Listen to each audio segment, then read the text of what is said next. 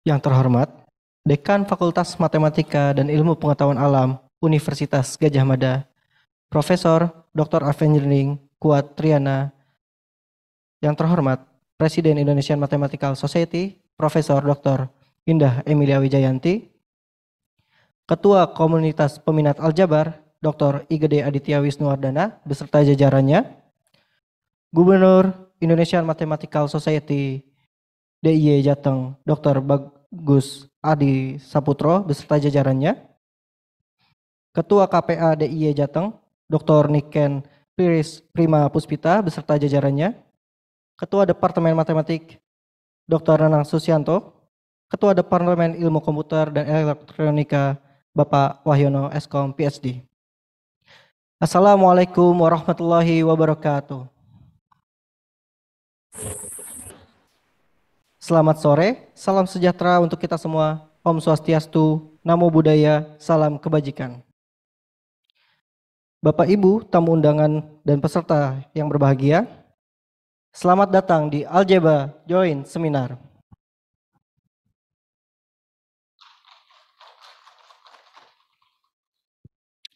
Saya Saiful Ali akan bertugas sebagai pemandu acara pada AJS kali ini. Algebra Joint Seminar atau yang disingkat dengan AJS adalah kegiatan rutin yang diselenggarakan oleh komunitas peminat aljabar dari universitas-universitas wilayah DIY Jateng dengan tuan rumah secara bergiliran dan bertujuan sebagai wadah bagi para akademisi, peneliti, dan peminat di bidang aljabar untuk berbagi topik-topik aljabar.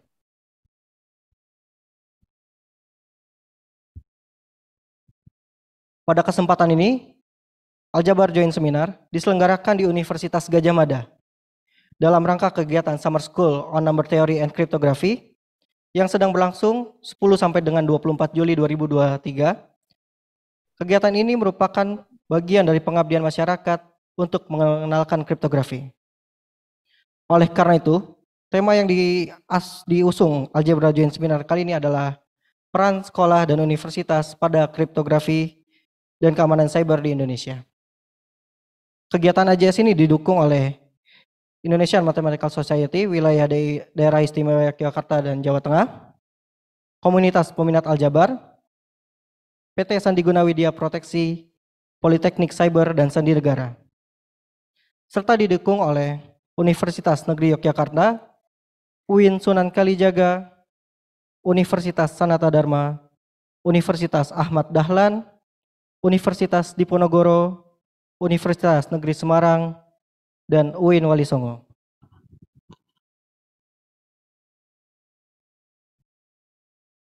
Bapak, Ibu, dan peserta seminar yang kami hormati, perkenankan saya untuk menyapa dan menyampaikan ucapan selamat datang kepada narasumber-narasumber yang telah hadir, Profesor Indah Emilia Wijayanti dari Departemen Matematika Universitas Gadjah Mada, yang juga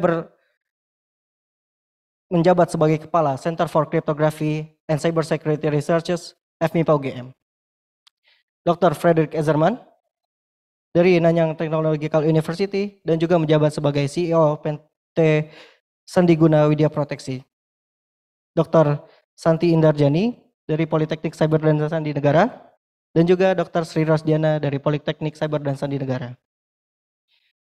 Berikutnya, saya mewakili rekan-rekan panitia turut mengirimkan sapaan dan ucapan terima kasih kepada Bapak Ibu dosen, mahasiswa, seluruh peserta AJS yang telah berkenan untuk berpartisipasi baik secara online maupun offline.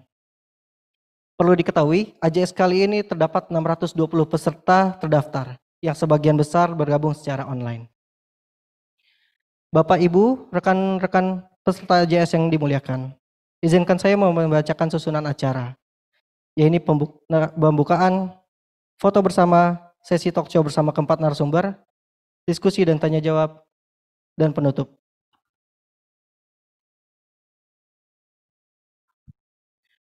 Bapak, Ibu, dan rekan-rekan peserta AJS yang dimuliakan, untuk mengawali kegiatan AJS, marilah kita bersama-sama berdoa demi kelancaran agenda kita, sesuai dengan keyakinan masing-masing.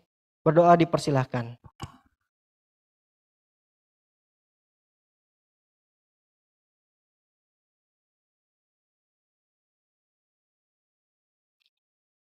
dicukupkan. Bapak, Ibu, dan rekan-rekan peserta AJS yang dimuliakan, untuk acara berikutnya yaitu foto bersama, kami mempersilahkan kepada seluruh peserta AJS untuk ke atas panggung karena kita akan melakukan foto bersama. Kami memohon pula untuk kesediaan Bapak Ibu, rekan-rekan, dan seluruh peserta AJS yang bergabung secara online untuk mengaktifkan kamera. Monggo dipersilahkan maju ke depan untuk foto bersama.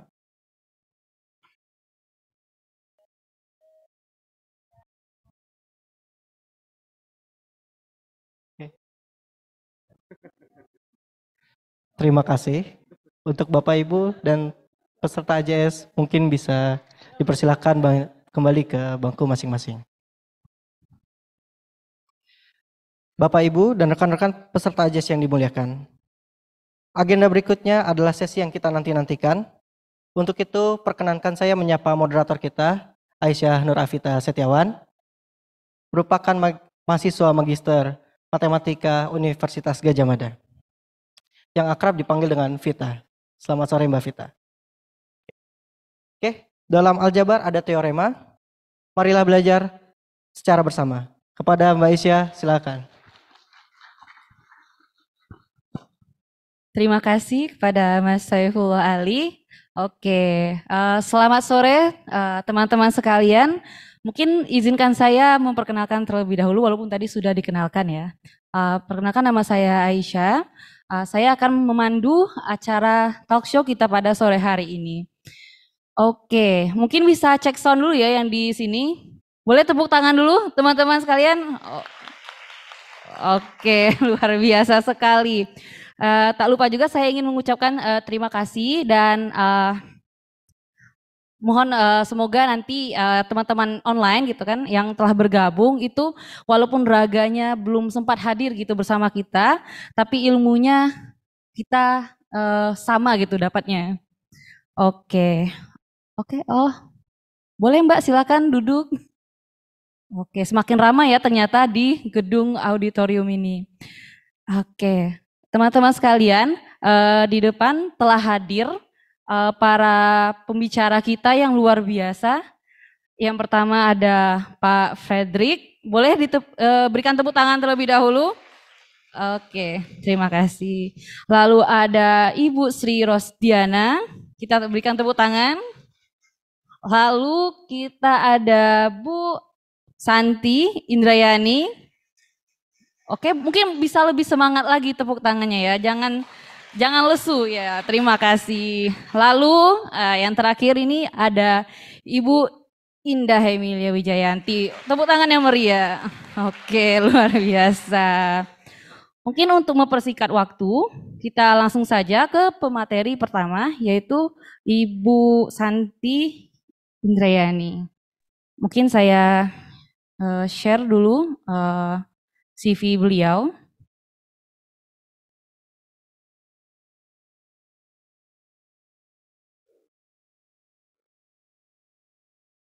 Oke, ini adalah profil dari Bu Santi Indrayani. Jadi beliau ini merupakan dosen di Politeknik Cyber dan Sandi Negara. Nah, apakah teman-teman pernah mendengar Politeknik Cyber dan Sandi Negara? Oke, good. Gimana peserta online? Mungkin bisa tulis di kolom komentar juga. Oke, jadi spesialisasi beliau adalah kriptografi, kriptoanalisis, dan keamanan informasi. Nah, mungkin agak asing ya, itu apa sih kriptografi dan apa sih kriptoanalisis? Nah, ini hari ini kita akan pelajari bersama keempat pembicara kita. Oke, waktu dan tempat saya persilahkan kepada Bu Santi.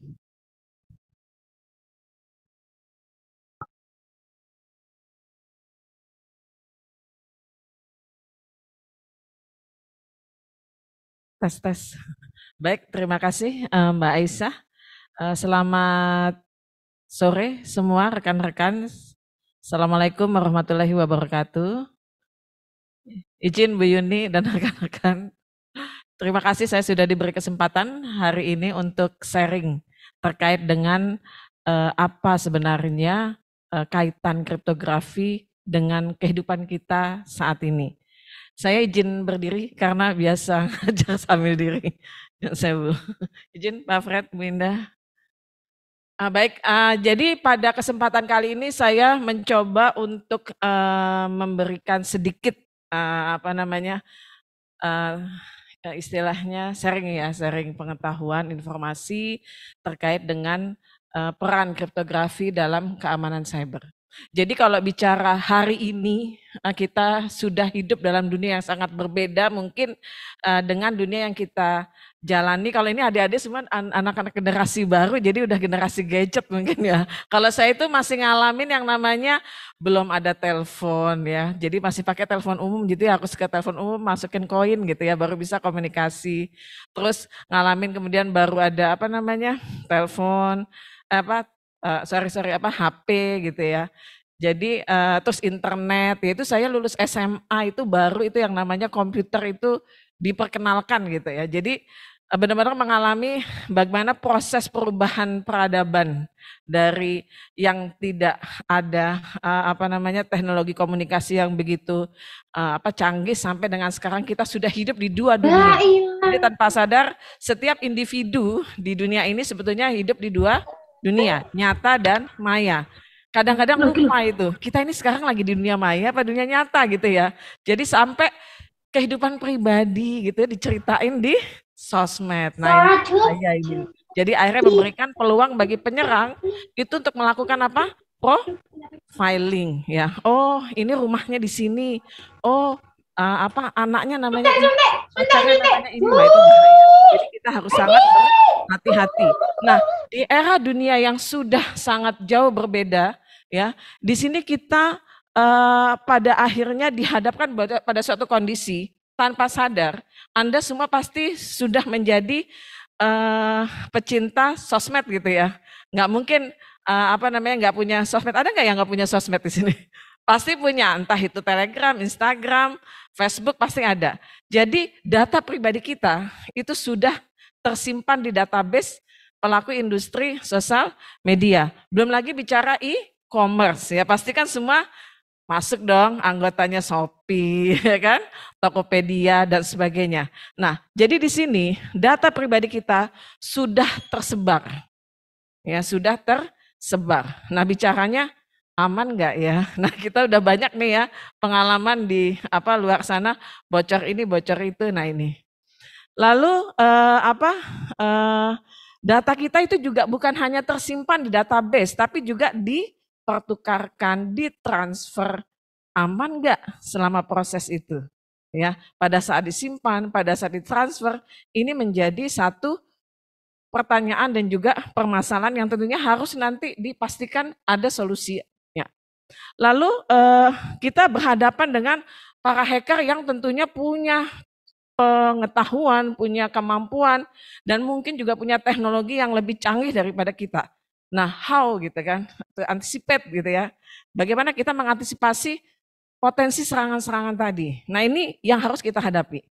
Dan berbagai macam jenis serangan juga sudah sangat berkembang variasinya.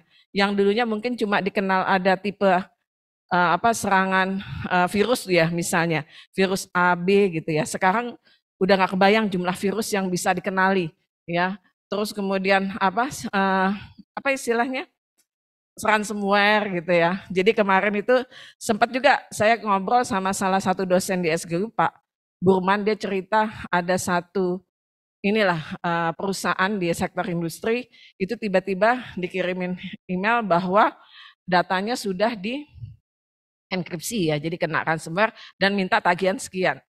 Nah tadinya udah mau langsung bayar gitu ya, ntar dulu gitu, dicek dulu. Nah ini pentingnya kita paham tentang kriptografi. Dia klaim dienkripsi dengan AES 256. Nah kebetulan Pak Burman dan beberapa temannya coba ngopak gitu kan, bener nggak AES 256? Ternyata yang dipakai itu yang untuk enkripsi hanya classical cryptography. Dia combine dua algoritma classical cryptography. Nah, karena classical cryptography mudah untuk dikenali, dipahami prosesnya, akhirnya bisa direcovery kuncinya. Jadi nggak usah bayar. Nah ini Artinya kita penting itu belajar kripto. Ya salah satunya untuk memastikan tadi, kalau kita ada serangan, beneran nggak nih gitu ya, bisa nggak dicari solusinya gitu. Lalu yang penting lagi nih, nah ini yang sangat-sangat berbahaya.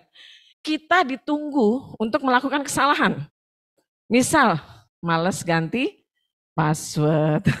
Passwordnya 12345678990 gitu ya. Itu kan gampang banget ditebak ya. Atau tanggal lahir, nama orang tua. Nanti kalau di database di Facebook Anda udah bilang saya tinggal di sini, tanggal lahirnya ini, terus orang tua, pacar namanya ini. Begitu mau crack password, si musuh, wah jangan-jangan dia pakai nama orang tuanya, nama pacarnya dan sebagainya. Jadi mempermudah ya. Kemudian ada email, kita nggak kenal, langsung kita klik. Akhirnya apa? Malware ya, virus nyebar ke device kita. Nah ini harus hati-hati.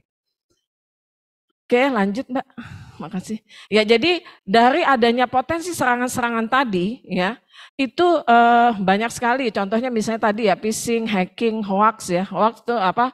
Anda sudah sangat kenal ya, informasi yang bisa menyesatkan ya, yang memang ada tujuan ya. Dari si pencetus informasi hoax tadi memang ada tujuan, sehingga kita harus memperhatikan apakah itu benar pesan asli, informasi yang benar ya, yang valid, jadi nggak harus langsung kita telan mentah-mentah ya. Kemudian ada forging ya, pemalsuan identitas, ada DDoS ya, jadi di flooding gitu kan dengan pesan-pesan akhirnya crash device kita, malicious software ya, kemudian masquerading dan sebagainya. So many banyak sekali potensi serangan-serangan ancaman ya, yang pada prinsipnya ya kita harus pelajari itu ya. Bagaimana sebetulnya mengidentifikasi serangan tersebut, lalu bagaimana mencari solusinya. Kemudian tadi ya, manusia hidup di dua dunia yang akhirnya bingung membedakan, sehingga tadi ya tanpa sadar dia membocorkan informasi pribadi dirinya sendiri. Nah itu sangat berbahaya.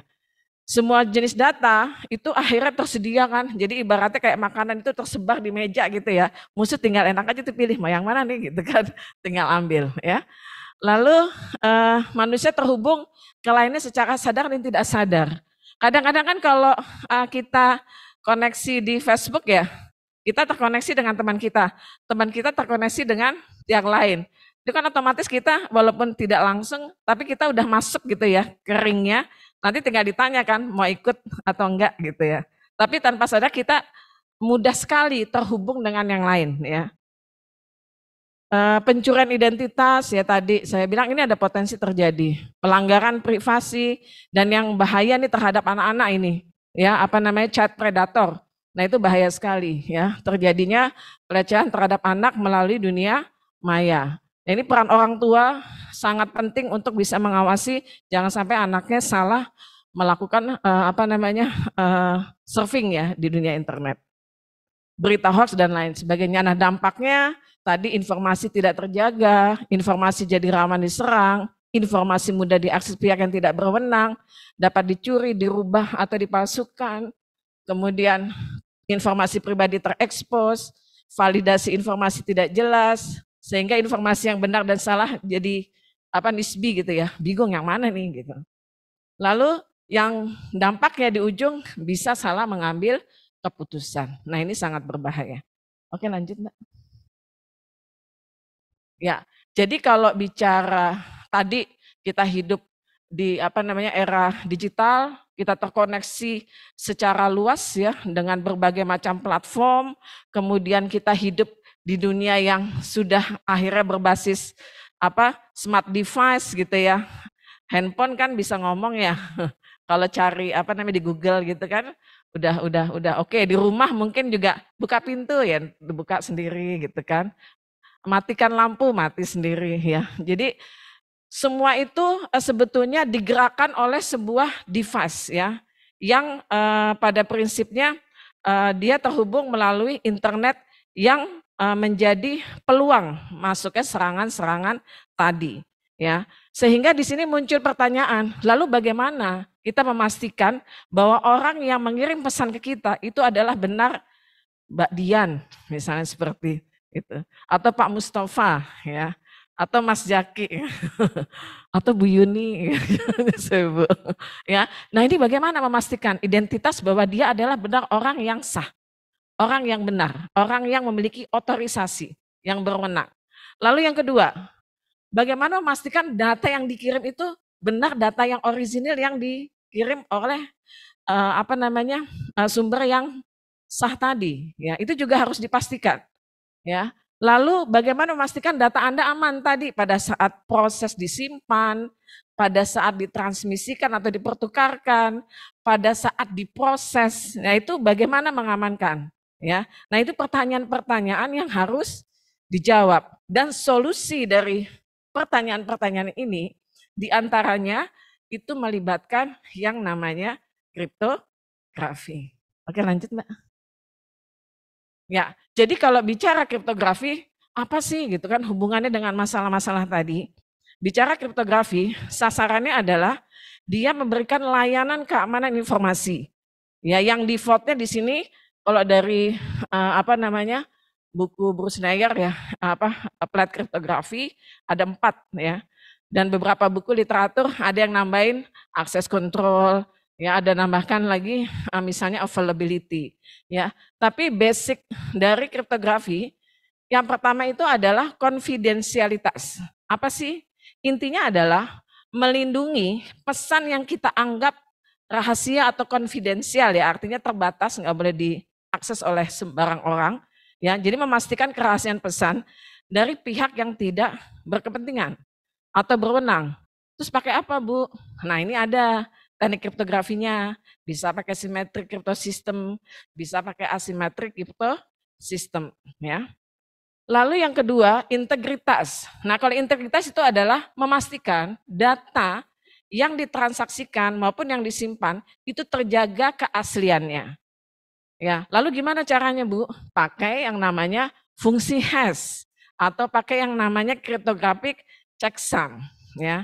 Nah, itu masing-masing tadi itu yang saya sebutkan itu ada aturannya, ya, ada penjelasannya secara teoritis.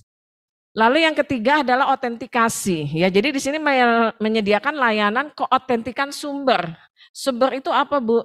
Bisa manusia, bisa server, ya, bisa laptop kita, bisa handphone kita, ya. Jadi bisa manusia, bisa perangkat. Ya, nah itu keasliannya harus ditentukan, ya, validasinya harus jelas itu, bahwa itu adalah device yang benar-benar device itu bukan orang yang device lain yang kemudian ya saya nggak tahu ya secara teknis ya, tapi ada peluang dia melakukan istilahnya apa ya Pak, kalau itu oh iya, impersonation attack. Jadi serangan impersonasi. Jadi memalsukan identitas gitu. Jadi dia ngaku-ngaku si B gitu ya, padahal dia adalah si A. Ya. Nah ini ya, dan implementasi dari kriptografi dalam layanan ini adalah menggunakan yang namanya tanda tangan elektronik, ya, atau digital signature, ya. Kalau menurut undang-undang ITE atau PP 71 itu istilahnya adalah tanda tangan elektronik atau TTE gitu ya, singkatannya. Nah, yang terakhir nirsangkal, kalau sumbernya sudah dipastikan kita bisa verifikasi itu adalah benar A bukan B, maka dia nggak bisa lagi tuh yang bilang, oh bukan saya yang ngirim gitu ya, nggak bisa. Ada kita bisa buktikan, oh enggak ini you yang udah kirim benar gitu. Ya jadi inilah peran dari kriptografi dalam rangka mengantisipasi tadi upaya-upaya serangan pihak yang tidak berkepentingan terhadap pesan, data, informasi yang ditransaksikan. Oke, lanjut Mbak. Baik Ibu, waktunya 5 menit lagi. Oke, siap. Makasih Mbak Isa. Tinggal dikit lagi. Ya ini sejarah kripto, jadi sekilas saja. Mulai dari Egypt tahun 3000 sebelum Masehi itu sebetulnya mereka udah kenal yang namanya sistem kode ya. Atau sandi ya. Jadi huruf kata apa disandi dengan beberapa bentuk gambar ya kalau di sini. Kemudian bangsa Spartan pada saat dia perang melawan Persia, dia sudah menggunakan sandi. Di sini masuk kategorinya transposisi, nanti akan dijelaskan oleh Bu Indah dan Budian gitu ya. Yang namanya skytail. Jadi skytail itu idenya sederhana, kayu gitu kan, dibikin segi 8, kemudian dilibet pita, pitanya itu ditulisin pesan. Nah nanti dilepas lagi kan otomatis begitu jembreng jadi acak tuh tulisannya. Nah itu nanti yang dikirim kurir tuh ke target tujuan ya. Nah kemudian di sana dia punya alat yang sama, dia belit lagi gitu kan, sehingga dia bisa baca oh pesannya adalah misalnya tahan serangan seperti itu. Lalu tahun 50 sebelum Masehi itu Caesar mengeluarkan ide yang brilian, sudah menerapkan konsep matematis di situ. Ya ini masuk kategorinya substitusi. Dengan ide yang sangat sederhana, A dijadikan D. Berarti A dan D jaraknya berapa? 3. Jadi kuncinya 3 ya. Nanti kita lihat contoh implementasi dari Caesar. Lalu bangsa Yunani juga itu memperkenalkan, dia tidak lagi menggunakan ini kan tadi kalau Caesar satu huruf diganti jadi satu huruf. Nah kalau di sini satu huruf diganti jadi 2 angka gitu ya. Misalnya A jadi 11, H itu jadi 2, 3 dan seterusnya. Dan banyak berkembang mulai dari akhirnya mekanisasi. Jefferson Wheel itu sebetulnya adalah implementasi dari kumpulan Caesar. Jadi satu lingkaran itu sebetulnya satu kunci Caesar ya. Jadi dia bikin beberapa kunci yang nantinya itu istilahnya adalah Vigenère, akan dijelaskan oleh Budian gitu ya. Nah itu mekanisasinya itu adalah Jefferson Wheel. Kemudian berkembang akhirnya jadi mesin sandi mekanik ya. Yang dikenal itu salah satunya adalah Enigma buatan Jerman ya di Perang Dunia Kedua. Kemudian begitu kita udah masuk era komputerisasi, udah muncul tuh yang smart card, kita punya ATM ya kan. Kalian udah bisa komunikasi transaksi lewat HP dan sebagainya ya. Dan kita sudah mulai masuk dunia smart ya, smart world, smart city, smart office, smart campus, and so on, ya. Dan terakhir sekarang kita sudah mendekati era quantum computer, walaupun nanti mungkin Pak Fred yang bisa lebih jelasin ya. Tapi kita sudah harus bersiap-siap ya menghadapi potensi serangan yang sudah menggunakan quantum computer ya. Dan kita sudah, bukan kita ya, dalam ini NIST Amerika tuh salah satunya sudah menyiapkan dengan membuat standar algoritma kripto yang diharapkan bisa tahan terhadap serangan yang berbasis quantum komputer. Nah ini adalah sejarah kripto secara global, mulai dari tahun sebelum Masehi 3000 sebelum Masehi sampai dengan sekarang. Lanjut Mbak. Ya jadi ini contoh Caesar ya. A sama dengan D. Jadi kalau misalnya, nah ini lucu nih Pak Fred. Saya nyoba kata teks terang itu coba gitu ya Pak ya. Lo kan dilalah begitu saya sandi dengan kunci 3 gitu. Kalau jadi di sini kan C itu kan kalau di daftar berapa? C 2 ya kan? 2 karena kuncinya 3 jadi ditambah 3. Jadi berapa? 2 tambah 3? 5. Nah tinggal lihat aja ditambah 5 apa? F. Dan seterusnya ternyata teks sandinya jadi Fred Pak. Jadi sebetulnya nama aslinya Pak Fred itu adalah coba. Dengan kunci 3. Ini gak sengaja loh Pak. Jadi begitu ketemu, wah pas ini gitu. Jadi saya Pak Fred. Ya, nah ini ada contoh soal lain. Nah coba soal pertama siapa yang tahu? Itu teks terangnya apa? Masih menggunakan kunci 3. VDQGM. Apa? Santi, ya. Oke, yang kedua. Yang kedua apa? Masih kunci yang sama. Ayo. Ini dulu saya waktu lagi kuliah itu karena kos bareng, jadi kalau naruh kunci itu nanti pesannya ditulis di pintu gitu ya, pakai apa? Ini Caesar. Ditaruhnya di pot, di bawah keset gitu. Ada yang tahu yang kedua apa? Saya sebenarnya Caesar.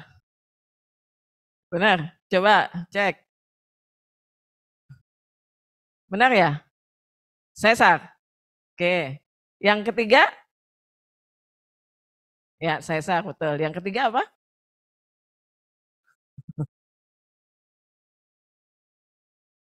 Gam? Gampang, gampang nggak? Gampang kan?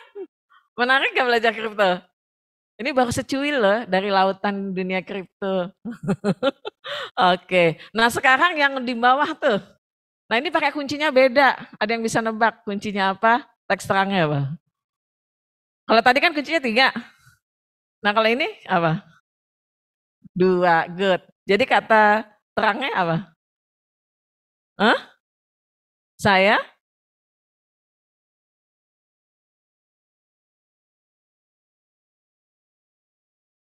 suka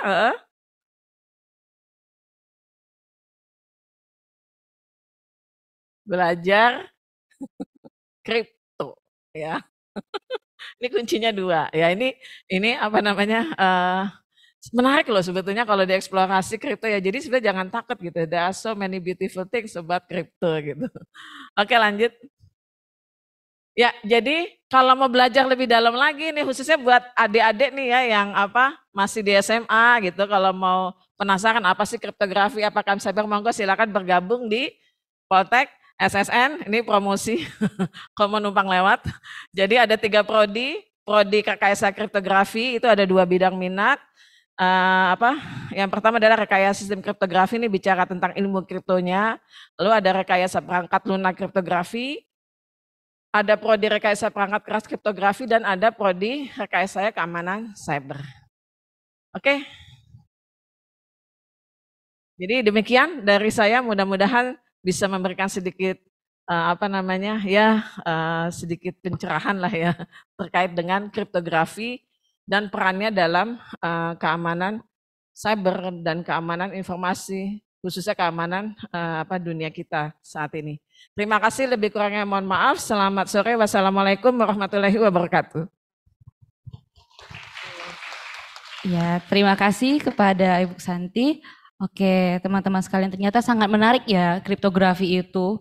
Dan basicnya adalah matematika. Jadi teman-teman sekalian yang dulu gitu di masa sekolah atau yang sekarang lagi sekolah merasa kayak apa sih manfaatnya matematika? Ini salah satunya. Kalian bisa melindungi, memproteksi suatu data gitu. Data negara lagi kan keren gitu. Oke, kita move ke pembicara selanjutnya yaitu Ibu Indah Emilia Wijayanti. Pada Bu Indah saya persilahkan. Terima kasih, saya izin berdiri juga. Ibu Santi tadi. Terima kasih Mbak Aisyah, langsung ya. Selamat sore, Assalamualaikum warahmatullahi wabarakatuh. Para hadirin yang ada di ruangan ini, selamat sore Pak Fred, Bu Dian, Bu Santi, dan juga para hadirin yang ada di online ya, secara online. Baik, saya akan mencoba share gitu. Tadi bisa melanjutkan apa yang sudah disampaikan Bu Santi, karena tadi beliau sudah memberikan wawasan bahwa hidup kita sekarang sudah tidak bisa lepas dari masalah keamanan data dan seterusnya. Nah, terus mungkin kita atau semuanya bertanya-tanya terus di mana matematikanya gitu ya. Tadi ada sedikit contoh. Saya akan mengupas lebih jauh lagi sehingga muncul matematikanya begitu. Ya, baik. Next Mbak Aisyah. Ya, saya mulai dari hal yang paling hampir semua dari kita sudah mengenal ya, yang aktif di Pramuka ya, mungkin dulu sekian tahun yang lalu atau sekarang masih aktif ya, kita sangat akrab dengan apa yang namanya sandi gitu ya, antara lain ada, ini dulu namanya kalau nggak salah sandi kota ya waktu saya masih SMA gitu, masih di Pramuka gitu ya. Yang ada di apa ya kayak tabel itu kan semacam kunci ya, jadi A, B, C sampai Z-nya ada di situ. Kemudian cara menulisnya nanti kalau A ya berarti di posisinya itu ya ada apa namanya di kiri atas ya seperti itu ya, itu kuncinya ya. Nanti kalau kita mau mengirimkan pesan ya tinggal dideretkan aja gitu ya kata-katanya begitu. Oke, next. Lalu ini Morse internasional ya. Kalau ini semua orang di seluruh dunia sudah tahu dan sering dipakai begitu. Bahkan sampai sekarang saya kira ya masih dipakai. Yang ada di dalam kotak itu kuncinya. Jadi kalau ada kriptografi itu mesti ada harus ada kunci. Kalau nggak ada kunci nanti bagaimana cara membukanya gitu kan? Ada sederetan simbol terus nggak tahu kuncinya ya nggak ada maknanya ya. Tapi kalau kita tahu kuncinya menjadi bisa kita terjemahkan. Nah, Sandi Murso ini antara lain kuncinya bisa seperti ini. Mana titik, mana garis, masih ingat semuanya? Misalnya S itu apa, berapa titik atau garis dan titik atau apa? Itu ada ini kan, ada cara bacanya gitu ya. Oke, terusnya. Nah, yang nanti yang semakin mendekati ke yang tadi disampaikan Bu Santi itu sering dikenal sebagai sandi angka, ya. Semua apa abjad A sampai Z itu diberi angka begitu ya. Ini mulainya sebenarnya bebas kalau menurut saya. Kayak mulainya mulainya tuh bebas, tapi ini kita mulai aja dari nol misalnya ya. 0, 1, 2 dan seterusnya. Sampai terakhir berarti 25 Z. Ya karena kita punya abjad sebanyak 26. Jadi 0 sampai 25 itu kuncinya. Nah, pemakaiannya juga sama, prinsipnya kan tinggal dipakai aja angka berapa yang kita butuhkan gitu ya. Untuk menerjemahkan atau untuk menyandikan kata yang mau kita kirimkan gitu. Oke, next. Nah, ini tadi ya, kunci bisa dirubah. Yang tadi itu kan berarti kunci gitu kan. Nah, sekarang kalau kuncinya saya rubah, nolnya yang tadi di A sekarang saya geser menjadi C atau mau digeser menjadi D juga terserah ya. Itu nanti digeser-geser terserah kesepakatan antara si pembuat sandi dengan nanti si bakal penerima. Nah, di sini ada dua hal yang kita harus garis bawahi bahwa antara pengirim dan penerima itu kuncinya harus sama kan.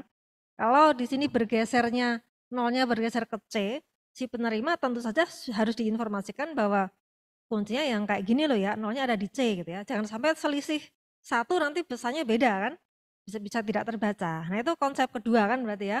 Konsep kedua dari kriptografi adalah kunci harus dipahami oleh dua buah pihak agar bisa dipecahkan itu kata-katanya gitu ya, kalimatnya begitu atau pesannya.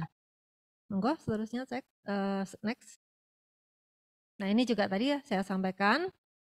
Misalnya seperti ini ya, jadi untuk menerjemahkan kalimat dalam sandi angka perlu mengetahui kunci mana yang dipakai. Ya, jadi di angka nanti dicampakkan ke dalam abjad ya. Next. Nah, lalu ini perumusan dalam bentuk matematika biar lebih lebih sistematis seperti itu ya. 0 ada di A dan seterusnya sampai Z yang tadi sudah dalam bentuk deretan ke bawah ini menjadi lebih gampang dibaca mungkin seperti ini ya. Kemudian berikutnya ini setelah dirubah ya. Setelah dirubah menjadi bergeser semuanya. Nah, coba kita lihat bagaimana cara menggunakannya. Misalnya kita pengen mengirimkan pesan menggunakan cara yang seperti ini. Saya kira semua orang bisa melakukan, tidak perlu belajar matematika yang gini maksudnya orang awam gitu ya. Orang awam itu diajari cara seperti ini mesti bisa. Ya, oh ini digeser seperti ini, cara menerjemahkannya bagaimana gitu ya. Coba kita lihat.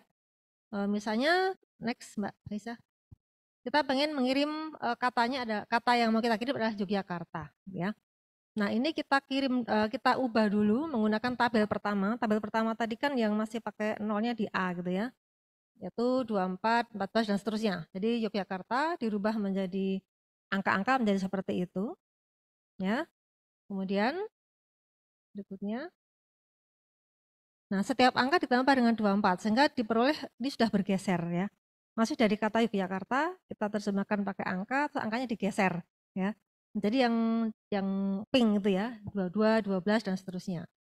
Lalu kata-kata angka itu berubahkan ke abjad lagi menjadi yang bawah. Sudah tidak berbentuk Yogyakarta kan ya. Yogyakartanya sudah tersimpan, tersembunyi. Ya, yang muncul adalah seperti itu, WME. Kalau Anda tidak tahu kuncinya, ini nggak tahu kata apa gitu kan. Ya. Nah, ketika penerima itu menerimanya seperti ini. Dalam bentuk seperti ini. Kalau dia tidak tahu kuncinya tadi ya dia nggak ada maknanya. Tapi begitu tahu kuncinya, nah berarti bisa ya. Nah, bagaimana cara menerjemahkannya? Monggo silakan. Ya, diterima seperti itu. Nah, penerima pesan harus tahu kuncinya, yaitu kuncinya itu 24K sampai dengan 24. Dia sudah tahu makna itu ya. Jadi kemudian dari WME dan seterusnya itu dirubah menggunakan kunci itu diperoleh yang bawah ini ya. 22, 12, 4 dan seterusnya. Ya. Kemudian bagaimana? Agar muncul kata Yogyakarta bagaimana? Bagaimana? Kalau tadi digeser ke sini, harusnya kan dibalikkan gitu ya, agar ketemu yang kata-kata tadi lagi gitu ya. Monggo next-nya. Jadi dari yang bawah itu dikurangi 24. Kalau tadi ditambah atau digeser ke kanan, sekarang digeser ke kiri gitu ya. Artinya harus yang berlawanan. Ya. Nah, di sini ada konsep matematika yang muncul, semacam inverse. Tadi ke kanan, sekarang ke kiri. Tadi ke atas, sekarang ke bawah. Itu kan semacam apa ya, yang bergerak kembali ke awal gitu ya. Itu di matematika dikenal sebagai konsep inverse ya.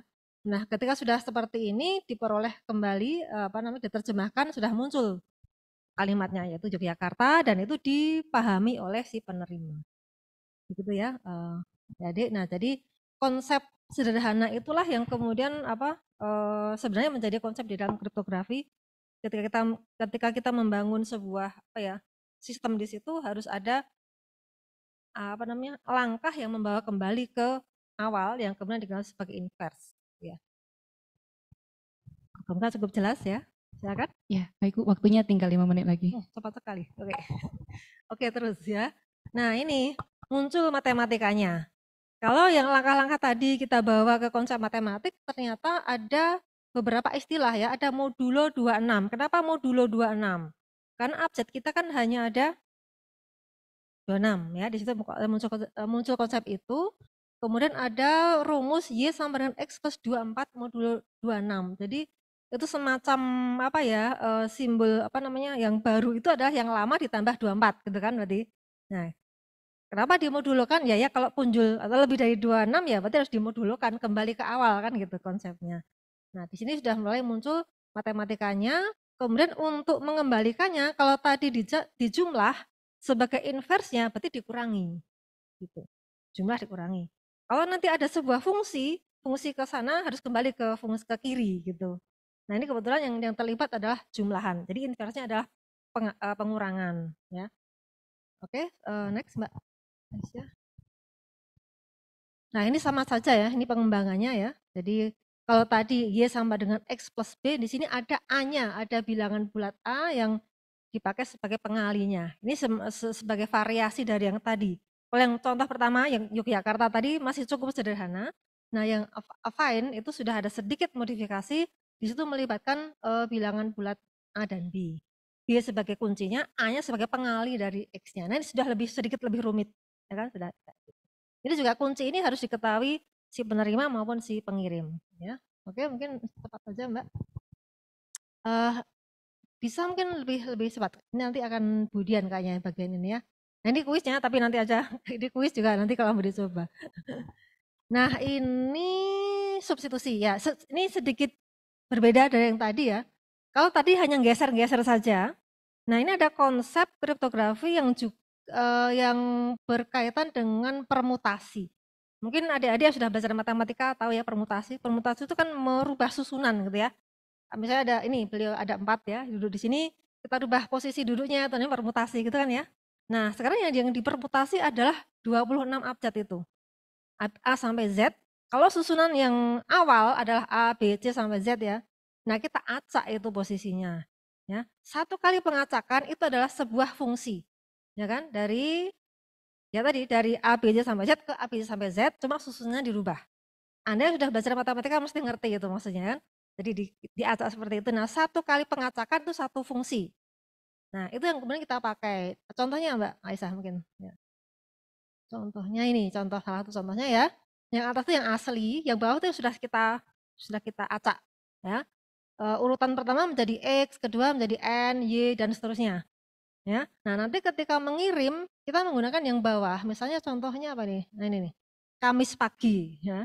Kamis pagi ketika kita enkripsi atau kita sandikan itu menjadi yang bawah ini menggunakan kunci yang atas itu yang sudah kita kocok itu tadi ya. Nah, Anda boleh mencoba pi yang lain atau permutasi yang lain, boleh. Nanti akan muncul enkripsi yang bentuknya beda lagi. Ya, ada istilah permutasi, ada istilah itu kan matematis kan. Jadi kalau kita punya A sampai Z itu ada berapa permutasi yang muncul? Ada berapa? Ya, 26 faktorial ya. Banyak kan itu ya itu. Oke. Monggo, mungkin masih ada lagi? Nah, ini inverse-nya ya. Ya, karena itu fungsi bijektif, pemutasan bijektif ya, dari A sampai Z, lalu apa namanya, kodenya juga A sampai Z itu fungsinya bijektif. Jadi punya inverse gitu ya. Jadi pengocokan yang tadi, apa namanya, pengacakan yang tadi itu bisa dikembalikan ke awal. Nah, proses mengembalikan itulah yang kemudian dikenal sebagai fungsi inverse dari Pi itu. Lagi, kan istilah matematis lagi kan, ya. Jadi seperti itu. Monggo masih ada? Waktunya masih ada, Mbak? Oh, oke. Oke, kalau Ya, begitu sudah habis. ini yang nanti di slide berikutnya itu hanya contoh-contoh bagaimana cara mengenkripsi dari dan di situ muncul matematisnya. Jadi makanya tidak mengherankan bahwa kriptografi menjadi sangat dekat dengan matematika. Mungkin itu aja. Terima kasih Mbak Isya. Terima kasih semuanya. Oke, tepuk tangan yang meriah untuk Ibu Indah Hemilia Wijayanti. Oh, sebelumnya saya lupa memperkenalkan, beliau adalah salah satu guru besar di Departemen Matematika FMIPA Universitas Gadjah Mada. Dan beliau ini juga penelitiannya, bidang penelitian itu terkait dengan teori modul dan juga kriptografi. Oke, mungkin kita lanjut saja ke pembicara selanjutnya yaitu Ibu Dian. Kepada Bu Dian saya persilahkan. Oh ya, Ibu Dian ini sama seperti Bu Santi, jadi dari Politeknik Cyber dan Sandi Negara. Baik Bu, silakan Bu. Juga.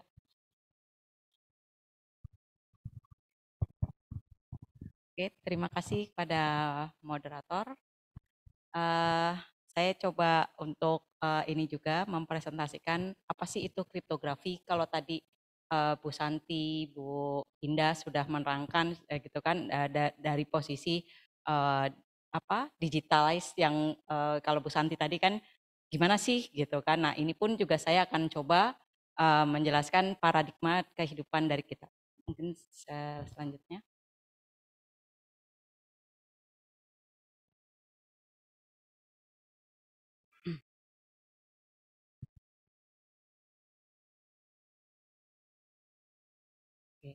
Nah, sama seperti Bu Santi, ini edisi sudah lama. Jadi kalau zaman dulu gitu kan ya, kita kalau mau jalan gitu kan, naik angkot gitu kan, terus kalau mau naik motor ke ojek gitu kan harus cari ke pangkalan ojek gitu kan ya. Terus kalau dulu belajar tuh ya dari buku gitu kan, pergi ke perpustakaan atau kita ambil buku baca di baca bukunya gitu kan ya. Terus kemudian kalau belanja beli ke warung gitu kan, harus jalan ke warung dulu mau beli, mau jajan gitu kan ya. Tapi kalau sekarang kita tinggal pakai gadget gitu, kalau mau naik ojek tinggal pakai Grab atau pakai Gojek gitu kan ya. Terus kalau misalnya mau baca buku gitu nyari ya tinggal di Google cari aja gitu kan mau apa nih kebutuhan kita yang mau kita gunakan. Terus kalau mau jajan atau ini ya buka Tokped, buka Shopee gitu kan, langsung sampai rumah gitu, nggak capek-capek beli ke jalan dulu gitu kan ya. Udah gitu becek-becekan kalau zaman dulu gitu kan ya. Nah terus kemudian permasalahannya mungkin lanjut. Bagaimana gitu kan, kayak tadi kita harus download aplikasinya gitu kan ya, terus kemudian kemarin-kemarin kan sudah ada kejadian-kejadian banyak gitu kan ya.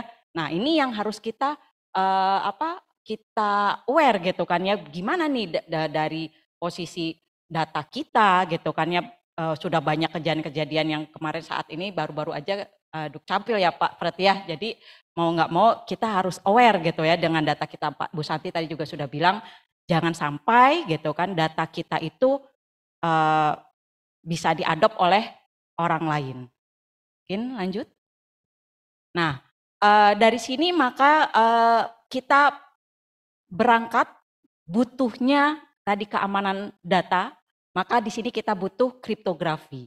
Nah kriptografi itu asalnya dari mana gitu ya, dibagi dua dari kriptos, dari kata kriptos dan grafia.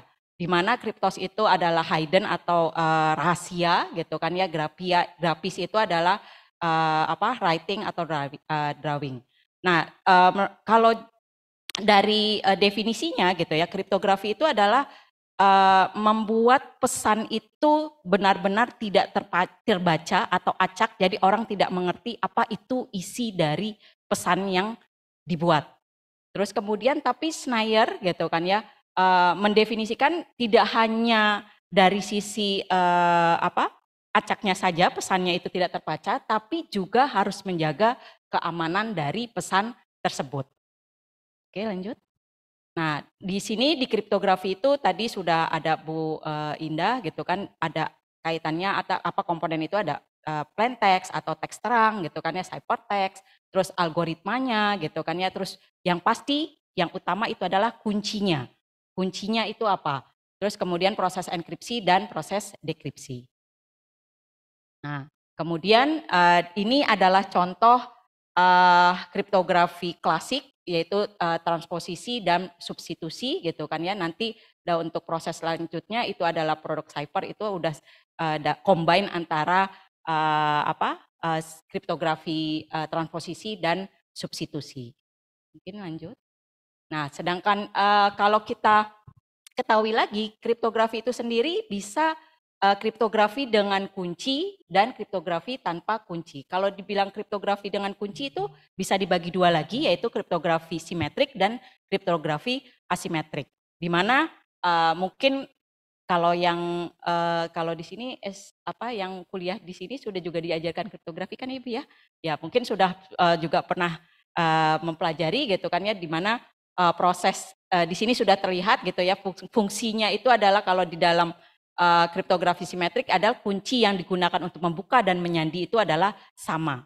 Sedangkan kalau asimetrik itu adalah kuncinya dua, yaitu kunci privat dan kunci publik. Di mana kunci publik itu di-share, jadi orang tahu gitu kan ya, dan tidak masalah gitu kan ya. Sedangkan kalau kunci privat itu digunakan untuk nanti proses membuka. Oke, lanjut. Nah, ini contoh. Kalau tadi Bu Indah mencontohkan, Bu Santi mencontohkan Caesar gitu ya.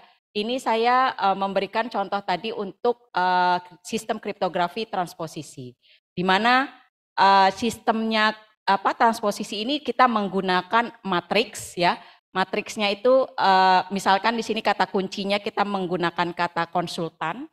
Di sini berarti huruf yang sama itu dihilangkan ya, dicoret. Jadi di sini konsultan maka huruf yang sama itu adalah T dan N, berarti hanya tinggal konsulta. Nah ini dibagi karena 26 huruf yang kita punya dan huruf tersisa yang tadi dicoret itu adalah 8, maka pembagiannya itu adalah 3, sisa 2, ini salah ya, saya salah, ini harusnya 4 kali 8 gitu ya matriksnya. Nah, yang kata kunci yang tadi kita sudah hilangkan huruf yang sama, itu adalah sebagai kata kuncinya, dan dilanjutkan dengan huruf menaik yang tidak ada di dalam kata kunci. Itu yang kita masukkan ke dalam matriksnya. Nah, dari situ nanti teks sandinya gitu ya, itu diambil per kolom ya. Jadi di ke bawah gitu ya. Jadi CBKYO gitu, kemudian DMZN itu terus dari atas ke bawah sampai habis tersisa. Ya. Nah, inilah biasanya penulisannya itu dibagi-bagi menjadi 5 huruf ini disebutnya sebagai kalau di dalam kriptografi kriptogram. Oke, lanjut.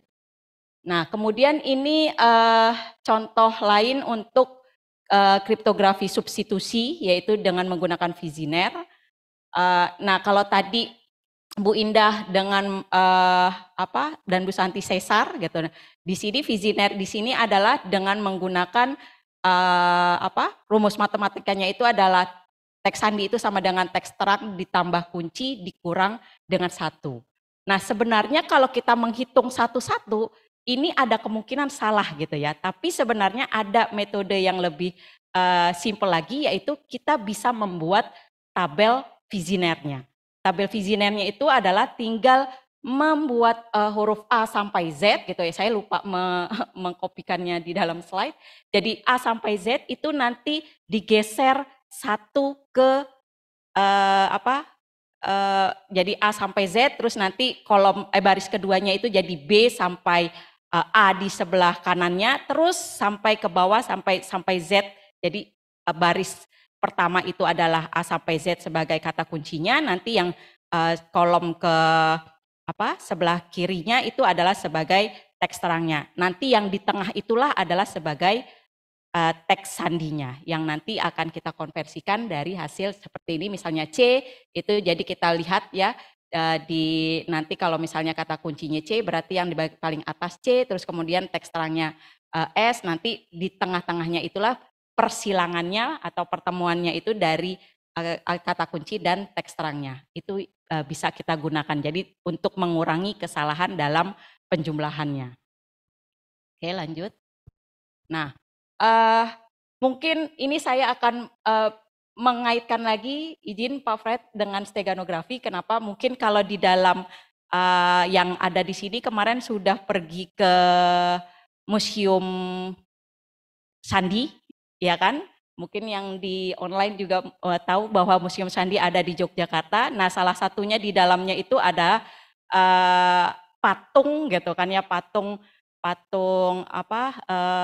yang ditutupi rambutnya sesar gitu kan, bukan sesar budak ya, budak yang ini ditutupi kepalanya dengan dia sebenarnya kepalanya itu ada tato. Nah, itu adalah salah satu contoh dalam steganografi. Nah, ya lawannya. Nah, apa sih bedanya di sini antara kriptografi dengan steganografi? Kalau tadi di kriptografi itu adalah kita menjembunyikan pesannya itu sehingga orang lain tidak bisa membacanya isi pesan tersebut.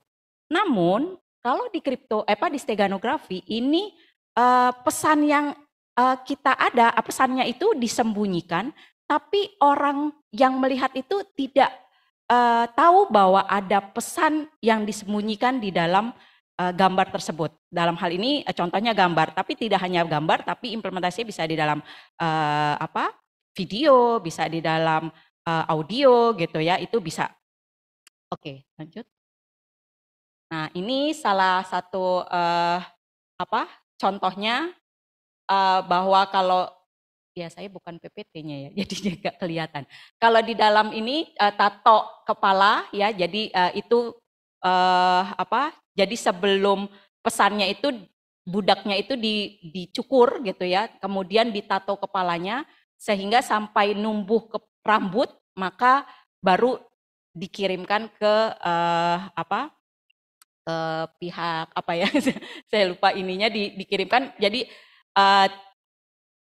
pesannya itu tersembunyi atau tidak tahu bahwa di kepalanya itu ada membawa pesan gitu, ada tulisan, itu sebenarnya pesan yang tersembunyi. Terus kemudian tabel wax, jadi ada tab gitu ya, kalau kita tab, kalau zaman dulu berarti itu ada tulisannya di hitam kayak arang gitu ya, jadi di pesannya itu ditulis, kemudian setelah pesannya ditulis itu diberi lagi polesan hitamnya itu, kalau sekarang apa nyebutnya ya Pak ya, kalau itu wax itu jadi kayak stempel atau apa ya, jadi tertutup gitu ya, jadi tidak terlihat pesannya itu disembunyikan di dalam wax tersebut. Terus kemudian invisible ink itu kalau di pramuka mungkin ya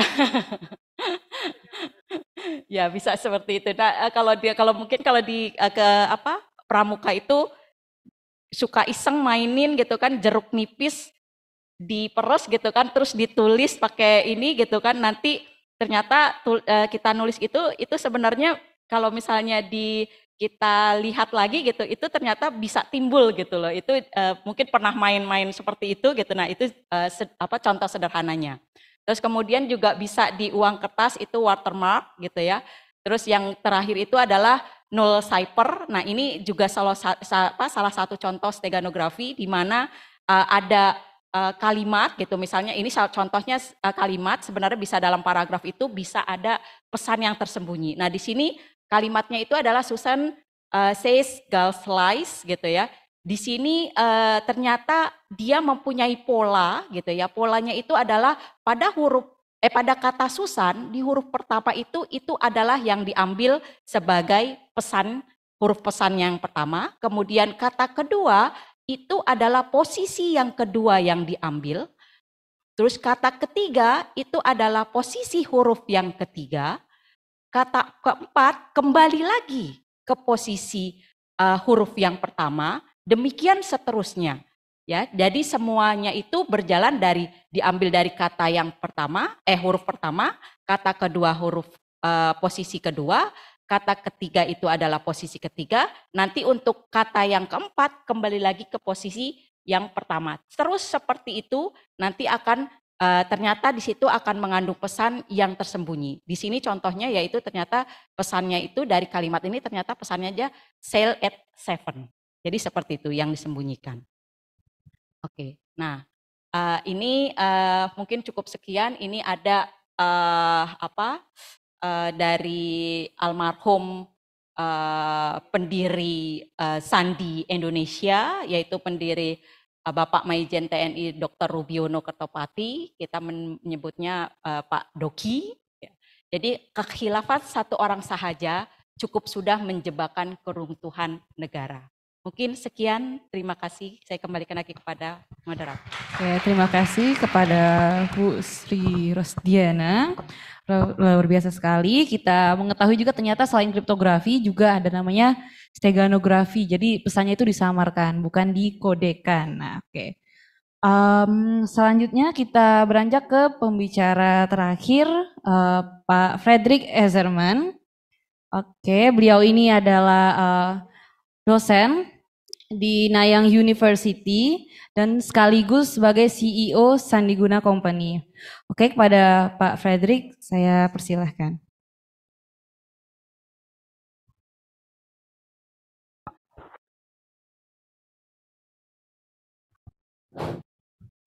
Selamat sore para kolega, teman-teman semua yang hadir di sini, para profesor di UGM, juga rekan-rekan yang hadir online.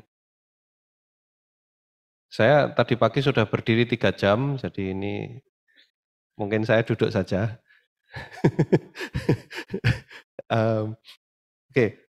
Biasanya ada dua kritik yang disampaikan atau dua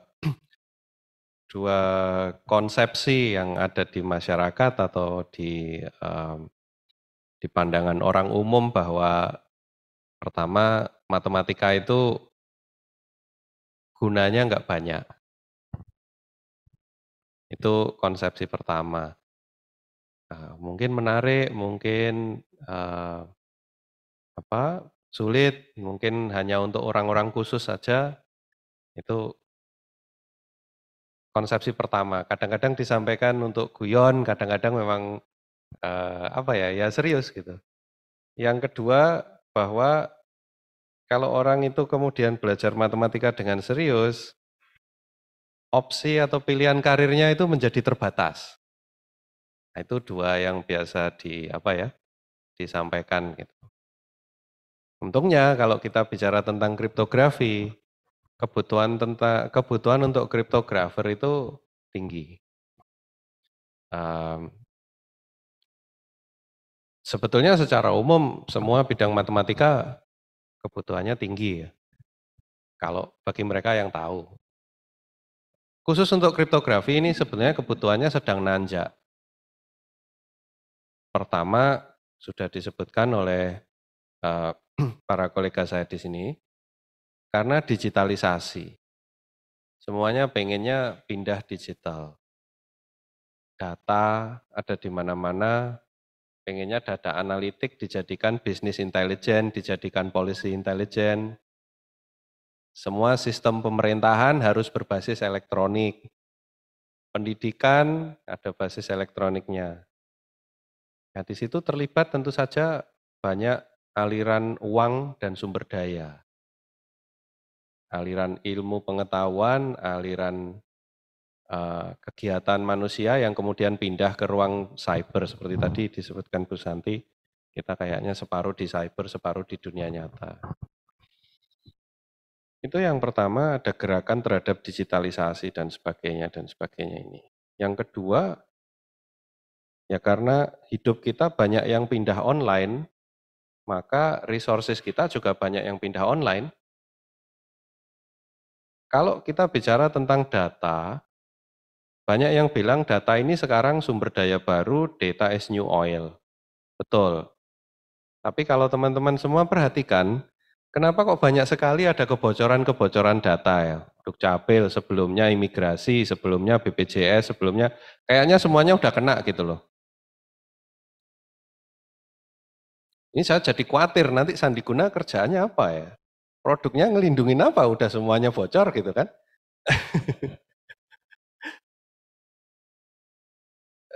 Itu sebetulnya kalau pandangan saya ya, ini akan terus terjadi. Jadi jangan kaget nanti ada yang lain-lain lagi seperti kemarin Bank Syariah Indonesia itu kan salah satu bank besar ya. Itu menjadi heboh kenapa?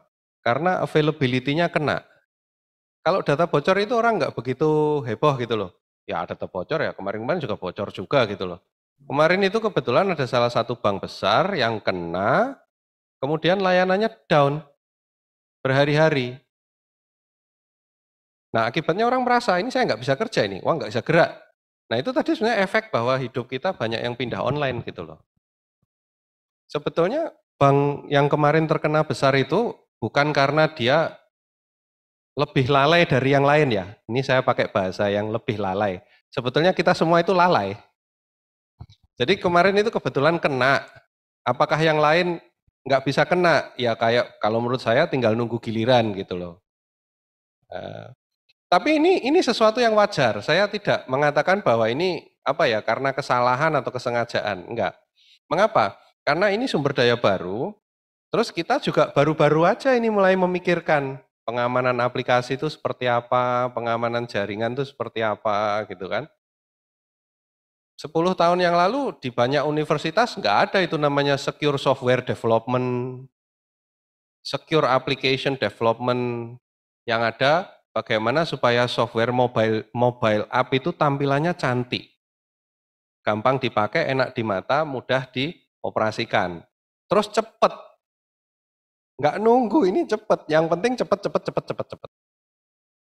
Pemikiran bahwa ini harus diamankan, ini harus dikompartementalisasi supaya kalau bocor nggak bocor semua. Itu baru-baru aja. Ini baru. Nah bagusnya karena ini baru memberi banyak kesempatan untuk kita di universitas juga terlibat menyiapkan tenaga-tenaga yang baru ini. Gitu. Saya mau share ini karir prospeknya cyber security ya, ini yang kami identifikasikan di NTU. NTU itu bikin program khusus S2 namanya Master of Science in Cyber Security, ini untuk profesional. Untuk profesional ditujukan kepada siapa? CISO, orang-orang pemerintahan yang nanti menjadi, yang duduk di kursi panas. Jadi Kapus Datin, Kepala Pusat Data dan Informasi itu kursinya panas. Kursinya CISO di bank itu panas. Kemarin yang kejadian di bank itu 2 direktur dipecat. Nanti kalau undang-undang PDP itu sudah efektif berlaku, kalau ini perusahaan swasta, buat datanya bocor secara masif, dia bisa didenda sampai 2% dari pendapatan, bukan 2% dari untung loh ya, 2% dari pendapatan. Makanya kursi CISO-nya panas tuh. Saya bilang sama teman-teman di industri yang pengen menduduki kursi CISO itu, kamu cepet-cepetan minta gaji yang tinggi karena kamu nggak yakin berapa lama duduk di situ. Kenapa? Kebocoran tuh bisa datang dari mana-mana. Attacker itu pinter-pinter, nggak perlu ikut hukum, nggak perlu comply. Kalau kita nge-defense itu harus comply. Kalau mereka nggak perlu comply. Yang penting hantam, masuknya lewat mana terserah. Nah di situ sebetulnya peran perguruan tinggi ngelihat seperti itu ya. Karena kalau kita bicara Indonesia segede gini, seberapa besar kebutuhannya? Ya kebutuhannya ribuan. Nah yang punya resources untuk mendidik ribuan universitas. Dan kalau kita bicara tentang apa sih yang dibutuhkan untuk menjadi cryptographer, ini pandangannya Bruce Schneier tadi beberapa kali disebutkan kan. Modern cryptography is particularly hard to learn. In addition to everything above, it requires graduate level knowledge in mathematics. Graduate level. Kalau dia ditanyain gimana caranya supaya jadi cryptographer, dia bilang PhD matematika di tempat yang ngajarin kriptografi. Itu cara cepet itu, nanjak, set.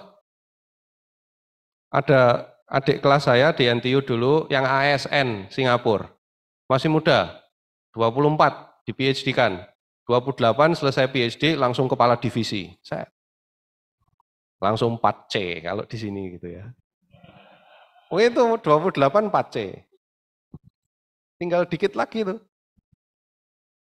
Nah, ini membuka peluang-peluang yang besar.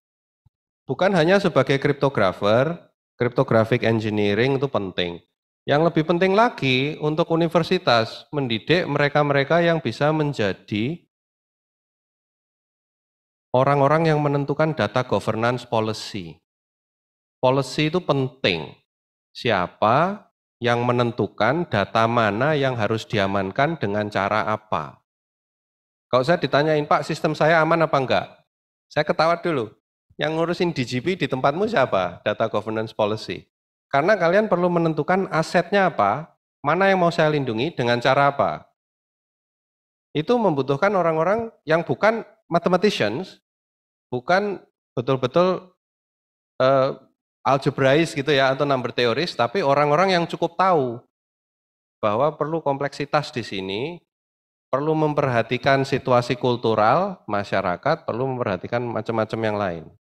Jadi bahwa ada bank yang kena serang, bank nasional besar, nanti akan ada lagi, Dukcapil, imigrasi dan sebagainya, saya nggak heran. Mengapa? Karena kita belum bergerak secara masif. Nah ini yang di NTU kita lihat, ini saya ikut mengajar di sini, dan kalau kita lihat course kontennya, saya ngajar SE 6003 ini kriptografi. Ini untuk S2, untuk orang-orang yang mau jadi CISO itu tadi, pemerintahan, swasta, ini Mathematical and Practical Foundation of Cryptography. Tapi tidak hanya itu, diajarin juga tentang network security, cyber physical, software security. Sistemnya aman, softwarenya enggak. Ya lewat kita. Nah, ini monitoring and threat detection, okay? Macam-macam, malware, forensik, privacy preserving technology, blockchain, dan sebagainya. Ini tugasnya universitas bersama dengan pemerintah, gitu kan. Ini saya nggak menyebutin berapa fee-nya, nanti serem. Karena sebetulnya ini program ini dibikin untuk profesional, jadi yang nyekolahin lembaga-lembaganya, jadi memang harganya tinggi. Bukan program reguler di NTU ya. Di tempat kami, universitas itu diberi peran untuk bikin lab seperti ini, promoting security by design. Mengapa untuk Singapura yang seperti ini penting? Karena buat mereka ini duit. Di tempat kita sebetulnya ini juga duit besar. Cuman masih belum dibangun capability-nya. Jadi kalau UGM, universitas-universitas lain yang levelnya sama pengen masuk, ya saya rasa secepatnya aja dibikinkan program yang lebih masif. Karena resources-nya di sini cukup besar, ada banyak pakar-pakar aljabar, pakar-pakar teori bilangan, dan sebagainya. Terus untuk mungkin adik-adik yang bilang, kalau saya jadi kriptografer, saya kerja di mana? Oh ini ada job page-nya IACR ya, International Association of Cryptologic Research. Ini ada PhD position, ada senior software engineer, ini industri. Sandiguna juga punya lowongan ongoing kalau mau lihat ya. Ini NXP. Nah kayak gini, kerjaan tuh banyak banget. Research gitu kan. Kalau saya lebih sebagai desainer ya, saya itu orang kriptografi yang lebih desainer, tapi kadang-kadang nyerang juga. Ini paper yang saya sama teman-teman di lab nyerang gitu, terus menghancurkan entru, ngambil kuncinya. Jadi yang kita lakukan apa sih sebagai kriptografer? Ngecek sistem itu aman enggak. Nah ini labnya kolega saya sama teman baik dulu seangkatan di NTU, ini Profesor Gojan.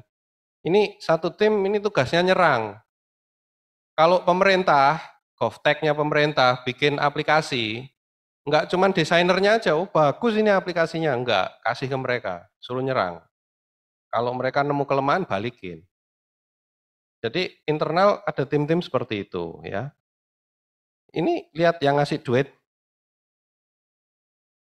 PayPal. DSO. Ini lembaga-lembaga pemerintahan sama swasta ya.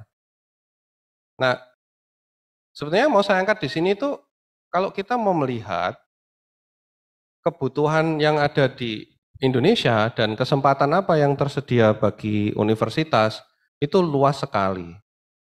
Mau bikin program S1 khusus untuk kriptografi, mau memberi pelatihan untuk C-level, untuk para pengambil keputusan, mau mendidik mereka-mereka yang benar-benar jadi engineer, itu kesempatannya besar. Saya mau berbagi sedikit yang kami kerjakan di Sandiguna. Kalau teman-teman tahu ini, dokumen ini apa? Dokumen ini security target dari produk yang kami bikin. Produk ini menyediakan cryptographic support yang kayak gini. AES, itu Advanced Encryption System. Matematikanya apa? Finite field, sama permutasi. Banyak, tadi Bu Winda sudah menyebutkan permutasi. Bu Dian juga sudah menyebutkan beberapa proses yang ada di sini. Kurva eliptik, RSA, semuanya ada di sini. Ini matematika semua.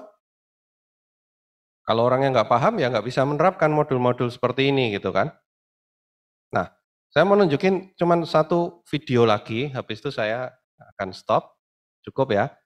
Saya tunjukin satu video.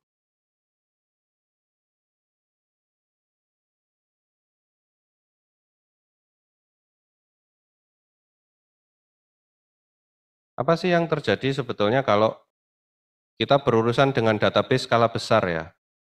Ini database biasa.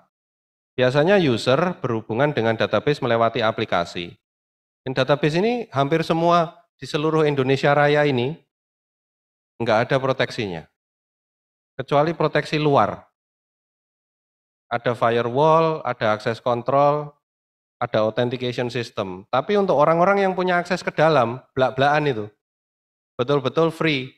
Jadi kalau data ada yang gelondongan keluar 300 juta, datanya 300 juta orang Indonesia ya itu kejadian yang sebetulnya tidak begitu mengejutkan bagi mereka yang tahu gitu ya. Nah, apa yang terjadi di sana biasanya? Ini database dummy ya, mock up aja ya ini. Jadi apa yang terjadi kalau kita melakukan penambahan ini aplikasi, user menambah di aplikasi ya. Dia nambah, datanya dimasukkan.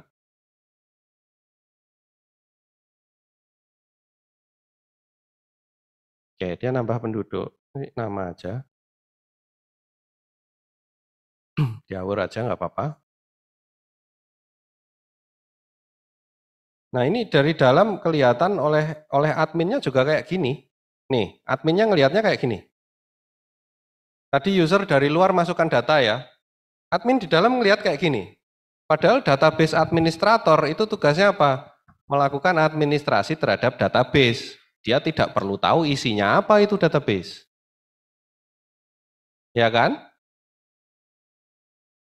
Ngapain dia perlu tahu isinya database? Jadi selama ini kepercayaan gitu aja. Tanpa kontrol matematis, tanpa kontrol teknis. Makanya kalau ada orang dalam yang melakukan serangan, ya selesai. Mengapa? Dari luar, hacker itu masuk itu nggak segampang yang di film-film tuh ditunjukin, wah ini pinter masuk ngetik-ngetik apaan gitu masuk gitu. Enggak. Ngelihat hacker itu beneran bagus apa enggak, yang pemula-pemula itu biasanya ngetes sistem gitu. Yang udah jago nungguin orang. Dia tahu cari informasi ini sysadminnya siapa, DB adminnya siapa, itu orangnya ditempel. Dicek, dia ke hotel atau kemana yang wifi-nya terbuka, tiba-tiba dipanggil bosnya, ditelepon, ini tolong diberesin, login dia, masuk dari situ. Nah, ditungguin aja di situ, kena. Enggak susah-susah amat. Kalau mau jebol sistem dari luar, aduh susah. Nah yang kami bikin itu proteksi yang ada di sini, tambahan terhadap aplikasi itu, sehingga nanti jadinya begini. Ini contoh sangat sederhana, kita nggak melakukan ini classification ya. Kita anggap semua datanya rahasia. Ya udah masukin, submit seperti tadi. Ini kelihatannya kayak gini. Ini dari user perspektif ya. Nambah lagi.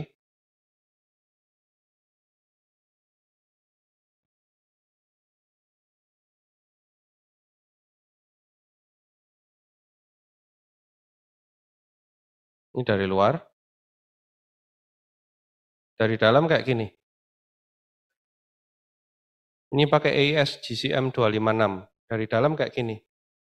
Database admin nggak lihat apa-apa. Karena dia nggak perlu. Jadi aksesnya lewat aplikasi. Ini contoh bagaimana penerapan matematika di level enterprise ya. Di level database yang gede banget. Oke, terima kasih. Tepuk tangan dulu untuk Pak Frederick. Oke, baiklah. Kita lanjut ke sesi selanjutnya yaitu diskusi dan tanya jawab. Bagi teman-teman sekalian, baik yang offline ataupun online, jika ada yang ingin didiskusikan kepada keempat pembicara kita atau ada yang ingin ditanyakan, boleh langsung tunjuk tangan atau mungkin kalau yang di teman-teman di online bisa ketik di kolom komentar atau bisa langsung ngomong juga nggak apa-apa. Open mic. Oke, saya persilahkan. Wah, Pak Mustafa. Oke, semangat sekali Pak. Oke, terima kasih Bapak Ibu yang saya hormati. Saya Mustafa, saya mahasiswanya Bu Indah dan Pak Fred. Ada sebuah kejadian yang belum lama ini menarik, yaitu WhatsApp itu kan terenkripsi end to end. Tapi ada kasus teman saya itu ngeklik undangan, nah dikira undangan nikah itu atau undangan apa itu. Ternyata kan ekstensinya APK. Ternyata kok seperti apa ya, tingkat keamanannya atau secanggih apa, hanya undangan ekstensinya APK kok bisa baca WhatsApp. Mungkin ada informasi dari para nasus. Terima kasih.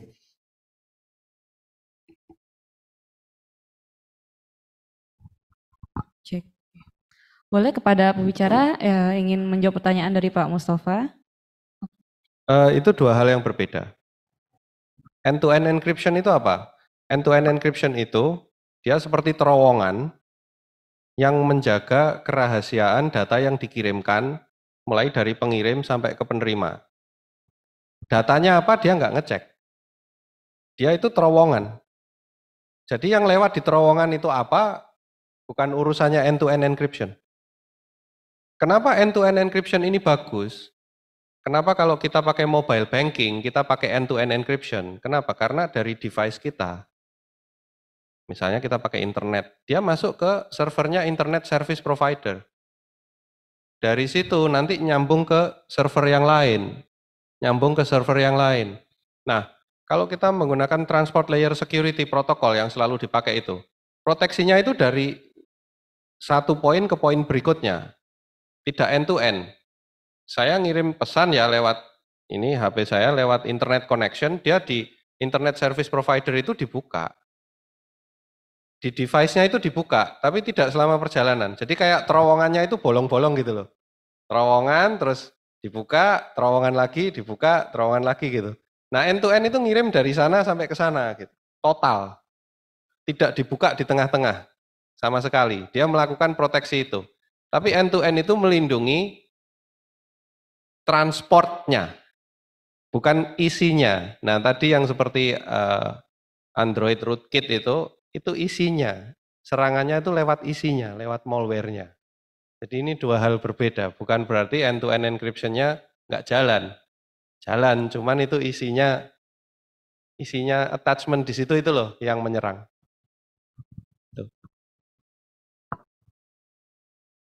Oke, bagaimana Pak Mustafa? Apakah masih ada tanggapan? Oh sudah, oke baik, terima kasih. Oke, apakah masih ada pertanyaan? Oke, Sementara saya tunggu dulu ya. Mungkin saya juga ingin bertanya kepada para pembicara kita pada hari ini. Tadi kan topiknya hari ini adalah peranan sekolah dan universitas dalam kriptografi dan keamanan cyber ya. Nah, jadi bagi para pelajar gitu Bu, bagaimana sih tips and trick agar mereka itu menjadi lebih bijak untuk menjaga keamanan data pribadi mereka, terutama di sosial media gitu. Itu kan berbahaya ya, kayak misalkan scan pas foto gitu, atau mungkin ya tadi kayak curhat gitu di sosial media ya, ternyata menyinggung pihak-pihak yang berwenang mungkin. Nah, mungkin bisa dari Bu Indah atau Bu Santi atau Bu Dian dan Prof. Fred memberikan jawabannya.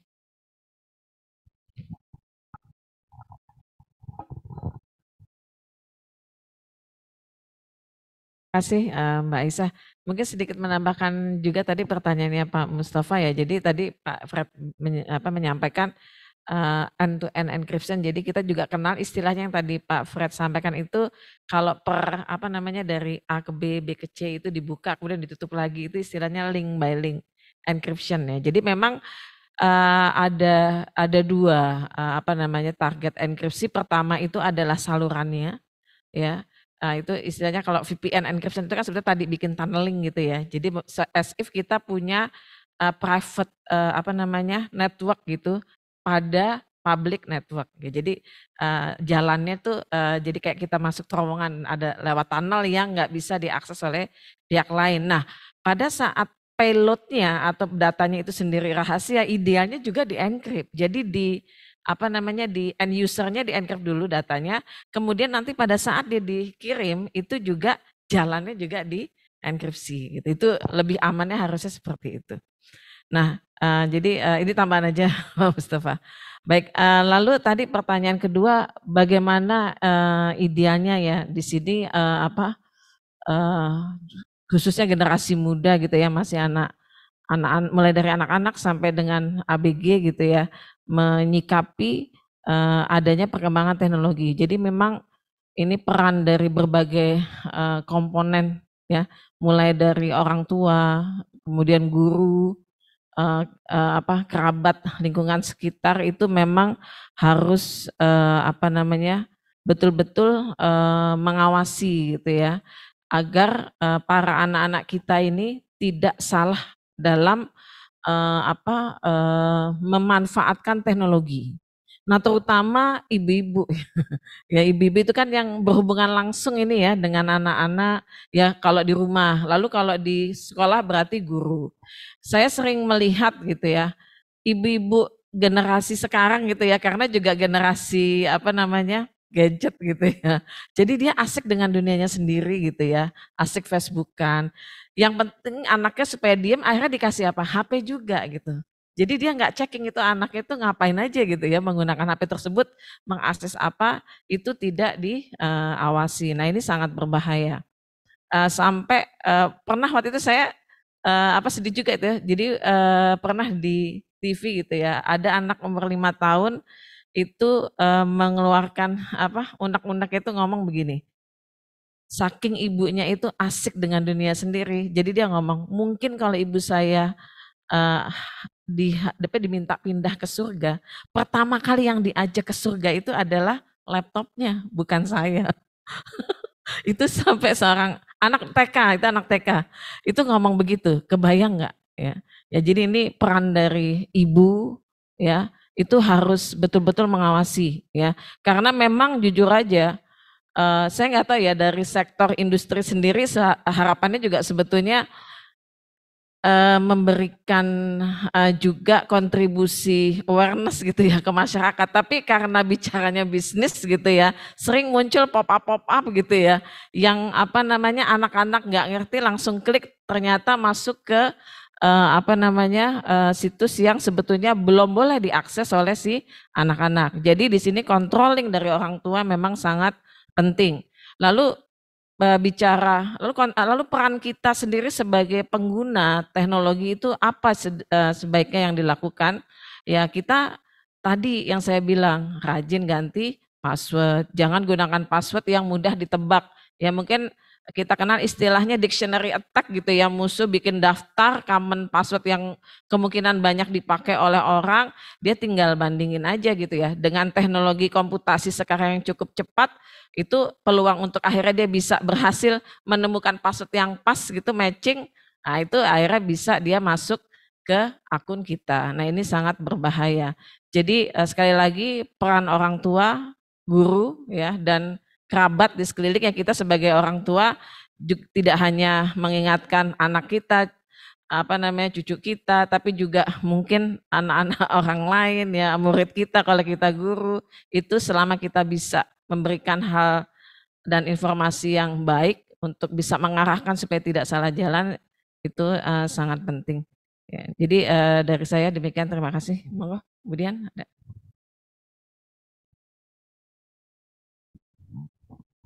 Ya, terima kasih. Ya, sebenarnya hampir mirip ya dengan Bu Santi. Jadi memang kita sendiri yang memang harus bijak dalam menggunakan gadget, karena memang kita tidak bisa juga memungkiri karena ini zamannya generasi Z ya Pak ya. Jadi dibilang udah nggak bisa, anak-anak harus megang gitu kan, tapi memang tetap ada kontrol di dalamnya. Jadi tidak hanya langsung anak-anak kecil udah dikasih gitu, memang tidak bisa seperti itu juga, tetap ada kontrol. Kalau orang psikologi kan memang dibilang harus ada jam-jam tertentu. Misalnya jam 6 ke atas itu diharapkan semua anaknya tidak memegang HP sama sekali. Tapi anak sekarang kan juga pintar gitu kan ya, dia akan menjawab, kenapa saya nggak boleh? Orang mama papa aja pegang HP kok gitu kan. Jadi seperti itu. Jadi jangan sampai apa yang dilakukan tidak boleh dilakukan oleh anak, orang tua melakukannya gitu. Jadi dia sekarang pintar protes gitu kan. Nah, jadi tetap harus ada kontrol di situ. Kalau misalnya tadi anak diberi HP, tetap kan ada untuk membuka link-link tertentu kan, kalau nggak salah ada ya, tidak untuk umur sekian itu hanya bisa, itu namanya apa ya Pak? Saya lupa itu. Iya, parental control. Nah, itu harus diawasi gitu. Jadi tidak biar anak juga tidak bisa seenaknya membuka link-link yang memang tidak dibolehkan untuk anak tersebut gitu ya. Jadi seperti itu. Jadi mungkin tadi peran orang tua kalau di rumah gitu ya, terus peran guru gitu kalau di sekolah, dan otomatis lingkungan sekitar. Makanya ada juga bilang, kalau kita berteman kepada kalau siapa ya, Ustadz Adi Hidayat gitu kan ya, kalau kita berteman sama penjual parfum, pasti kita akan kecipratan baunya gitu ya. Jadi kita bisa melihat apa-apa yang baik untuk bisa dilakukan. Tapi kalau misalnya kita berteman misalnya siapa yang penempa besi atau ini, kita keciuman baunya bau besi gitu ya. Jadi mendingan bau besi apa bau parfum. Nah, itu yang harus dilihat gitu. Tapi tetap ibaratnya kita harus waspada gitu kan ya, tetap orang tua sebagai kontrol di rumah, dan guru-guru di sekolah sebagai kontrol di sekolah. Mungkin itu saja. Terima kasih. Cek. Oke, baiklah. Apakah ada tambahan dari Bu Indah dan Pak Fredrik? Oh, oke. Oke, terima kasih kepada Bu Santi dan Bu Ani. Boleh kita kasih tepuk tangan? Ya, sekalian cek sound ya. Oke, masih ada suaranya ternyata. Oke, Bapak Ibu, di sini ada pertanyaan dari kolom komentar dari teman kita di Zoom, dari Kak Abdil Belami Thomas. Selamat sore Bapak Ibu sekalian. Saya izin bertanya terkait kunci yang digunakan itu kan fungsi yang bisa dibalik atau memiliki inverse. Berarti fungsinya harus bijektif. Apabila menggunakan suatu isomorfisme grup, ring atau modul berhingga seperti itu bisa juga nggih Pak, Bu? Oke, mungkin boleh Pak Fredrik atau Bu Indah dari segi matematikanya gitu ya. Ya, terima kasih.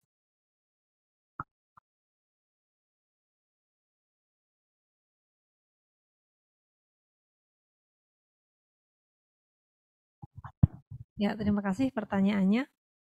Ya, memang nanti pada aplikasinya di matematika, pada ring atau grup itu ya fungsi atau sesuatu yang kita pakai nanti tergantung dari ini ya strukturnya ya atau dari apa sih istilahnya tuh pendekatan yang kita pakai ya. Dia bisa berupa fungsi invertible, bisa berupa sebuah elemen yang invertible, ada punya inverse. Jadi bisa bilangan, bisa elemen, bisa fungsi, matriks mungkin ya. Tapi memang intinya sesuatu yang ada inverse, ada kebalikannya gitu. Ya, nanti di dalam struktur aljabar juga dikenal kalau grup kan pasti punya inverse ya, tapi kalau ring kan tidak selalu ya. Nah, nanti ada rambu-rambunya gitu ya. Bagaimana atau entitas itu yang bisa kita pakai yang seperti apa. Itu mungkin jawaban umumnya seperti itu. Monggo Pak Pet mau menambahkan. Mungkin mulainya dulu tidak semua operasi di kriptografi itu harus invertible. Seperti hash function itu betul-betul one way. Kalau dia bisa invert saya malah takut. Berarti blockchain, cryptocurrency dan semuanya itu hancur. Kalau bisa di ini dan record, audit, log itu bisa hancur. Ada fungsi yang memang sengaja dibikin supaya dia hanya one way. Tapi setiap kali diterapkan kunci yang sama pada data yang sama, outputnya harus sama. Jadi ada. Tapi memang kalau kita bicara soal enkripsi dan dekripsi, ya kalau bisa encrypt tapi nggak bisa decrypt bahaya gitu kan. Makanya kalau kita misalnya ngelihat advanced encryption system itu, semua transformasinya di situ punya inverse. Tadi sudah dijawab mengenai kalau kita pakai struktur tertentu harus hati-hati. Bisa enggak?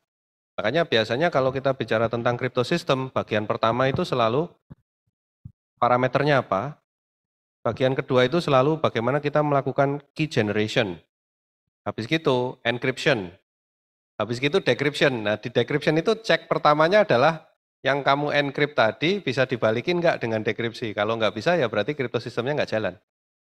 Nah itu memang di situ ada invertibility, harus. Terima kasih.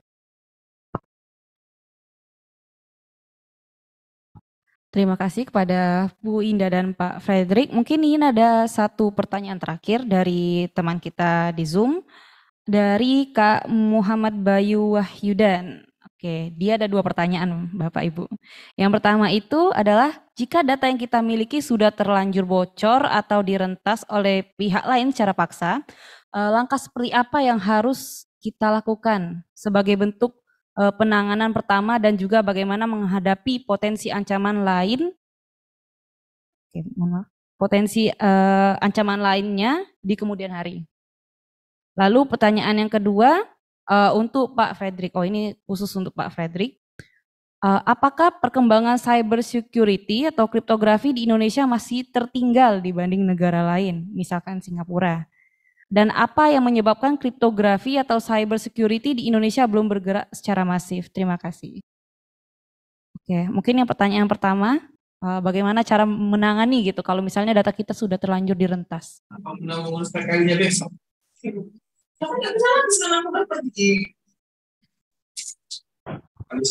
jawab dulu cepat yang pertama, terus yang tadi kedua karena ke saya jawab juga. Yang pertama itu tergantung datanya. Tapi biasanya kalau sudah keluar ya sudah, selesai. Itu aja. Jadi saya sebetulnya orang yang tidak begitu ingin terlibat dengan insiden response. Saya lebih senang kita security by design dari awal. Biasanya saya tanya sama teman-teman kalian, melakukan insiden response forensik untuk apa? Kamu mau ganti nama ibu kandung? Mau ganti nick? Ya kan yang bocor-bocor itu, yang bisa dipakai untuk bikin akun pinjol fiktif kan yang gitu-gitu itu. Rumah saya di gang, tiba-tiba saya terdaftar di pajak punya Lamborghini. Lamborghini-nya siapa ini? Tapi atas nama saya, KTP saya dipakai buat daftarin. Rekam medis kalau udah bocor, mau diapain? Jadi saya sebenarnya biasanya mencoba selalu melakukan advokasi sebelum itu bocor, Kita coba lihat aset kita apa, mitigasi kita apa, resources kita apa. Tergantung kalau yang bocor itu alamat email atau HP ya bisa ganti. Tapi ya kalau kita berurusan dengan data ya kalau sudah keluar ya keluar. Paling yang nanti kita lindungi adalah data-data baru yang kita produksi ya. Data-data baru itu bisa. Saya yakin data saya juga ada ini di dark web. Pasti, sudah kan, kena di mana-mana. Yang kedua, tentang bagaimana di Indonesia situasinya dibandingkan yang lain, ya perlu diakui kita jelek. Ini bukan karena saya nggak nasionalistik atau gimana ya. Jadi, kalau orang matematika itu bilang pertama-tama sebelum kita melakukan usaha untuk memperbaiki atau memecahkan sesuatu masalah, ya mari kita clear dulu masalahnya apa gitu kan. Sebetulnya kalau dari segi dana, saya rasa ada. Resources dari segi manusia itu yang masih perlu dikembangkan. Tapi yang kita punya adalah raw talent-nya itu ada sebetulnya. Kita itu nggak kalah pinter sama yang di luar-luar itu. Sebetulnya tempat-tempat seperti Singapura, Amerika, Prancis, beberapa yang sudah maju itu juga punya banyak insiden, mereka juga kena, banyak juga yang kena. Kenapa kemudian mereka punya insentif yang lebih jelas ya? Karena itu mereka melihat ada keuntungan-keuntungan besar yang bisa diraih dengan menjadi maju di bidang ini. Kalau Singapura jelas kan nyawa mereka financial services sama banking. Banking itu DBS itu enggak, layanannya down setengah hari, sama OJK-nya sana didenda. Dendanya besar. Kita di sini down 1 minggu santai aja masih. Tapi juga mereka kan sadar, kalau sistem saya down 1 jam, itu berapa banyak duit saya hilang, opportunity cost. Opportunity cost saya seberapa? Nah, saya merasa melihatnya mereka lebih termotivasi karena mereka melihat value yang di-generate itu ya. Tentu di Indonesia masalah kita juga banyak, cuman yang saya biasanya lakukan untuk membuat saya lebih optimistik, mari kita lihat kekuatan-kekuatan kita apa. Pertama dari sisi human resources, katakanlah 1% dari mahasiswa-mahasiswa kita itu cemerlang, levelnya tinggi, jauh di atas saya, di atas teman-teman kita semua. Ya itu, yang 1% itu gimana caranya supaya jadi pakar-pakar dengan cepat gitu. Yang kedua, sistem kita itu sebetulnya kalau down, nggak keseret. Satu bank down itu masih oke, karena kompartementalisasinya masih bagus. Jadi kadang-kadang di tempat kita itu karena data-data itu tidak terintegrasi, nggak apa-apa, yang satu down masih oke lah, yang tempat lain masih ada gitu. Nah itu keunggulannya Indonesia untuk masih nggak kena semuanya gitu loh. Tapi oke, kalau saya mau bilang gimana kita bisa optimistik tentang ini ya. Saya rasa banyak sekali sumber daya kriptografis itu yang bebas. Modul kriptografi, algoritma kriptografi itu bahkan yang advance kayak quantum secure, kayak yang untuk IoT devices, itu semuanya gratis. Nggak ada yang punya. Jadi caranya kalau menurut saya ya, kalau mau cepat dan murah. Itu invest ke orang-orang yang bisa melakukan adopsi dengan cepat. Salah satu yang saya lihat kecenderungan yang menurut saya tidak strategis ya atau kurang strategis. Kebanyakan dari kita mikir invest ke alat. Invest beli alat yang mahal, alat yang bagus. Alat itu tergantung orang yang pakai. Jadi kalau saya ya lebih baik kita invest ke orang. Invest ke orang sebanyak-banyaknya, bukan invest ke alat. Apalagi beli yang jreng gitu ya. Lebih baik kita yang efektif tapi enggak terlalu jreng gitu. Yang penting efektif. Tuh, saya gitu. Oke, baiklah. Silakan, Bu. Iya, makasih. Jadi tadi memang pertanyaan bagus ya. Jadi kalau bicara serangan itu kan sebetulnya ada 3 pendekatan terkait dengan teknik kriptografi. Yang pertama itu orang nyoba-nyoba gitu ya. Istilahnya kita kenal dengan istilah brute force attack. Salah satunya tadi yang saya bilang dictionary attack ya, dia punya daftar semua kemungkinan password yang umum. Nah tinggal dia matchingin aja gitu satu-satu sampai ketemu gitu ya. Kalau sumber daya komputasinya dia besar udah cepet banget itu. Lalu yang kedua adalah mathematical approach. Ini yang dikenal dengan istilah cryptanalysis gitu ya, based on certain assumption. Jadi berdasarkan asumsi-asumsi, misalnya musuh punya pasangan plain text dan sebagainya ya. Nah itu pendekatan matematik. Jadi ada nggak kelemahan dari teknik kriptografi atau algoritma kriptografi yang digunakan yang bisa dijadikan pintu masuk untuk melakukan serangan. Nah yang ketiga inilah yang sangat kritikal. Istilahnya adalah side channel attack, environmental attack, memanfaatkan kelemahan dari implementasi. Salah satunya tadi yang disebut disebut oleh Pak Fred, secure by design itu untuk apa sih? Ya untuk memastikan kita pada saat implementasi itu tidak ada bug gitu ya. Codingnya secure, kan istilahnya ada secure coding, ada secure software gitu ya.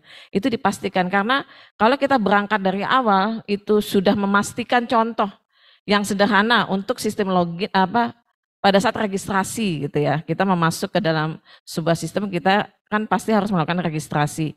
Nah dipastikan pada saat mengembangkan aplikasi registrasi untuk user mau login itu pada saat dia pertama kali mendaftarkan passwordnya itu si sistem membantu gitu, memastikan si user tidak menggunakan password yang lemah. Ya jadi misalnya minimum gitu kan 8 karakter. Kemudian minimal ada 1 karakter huruf, 1 angka, 1 karakter non huruf dan angka. Jadi kalau dia 1 aja nggak terpenuhi, pasti nanti diminta dia untuk melakukan perbaikan. Nah itu adalah secure by design, contoh sederhana. Sehingga dari awal itu kita harus sudah mampu mengidentifikasi potensi-potensi serangan apa yang akan dijadikan pintu masuk oleh si musuh. Dan itu yang harus kita pastikan lubang itu tertutup. Gitu.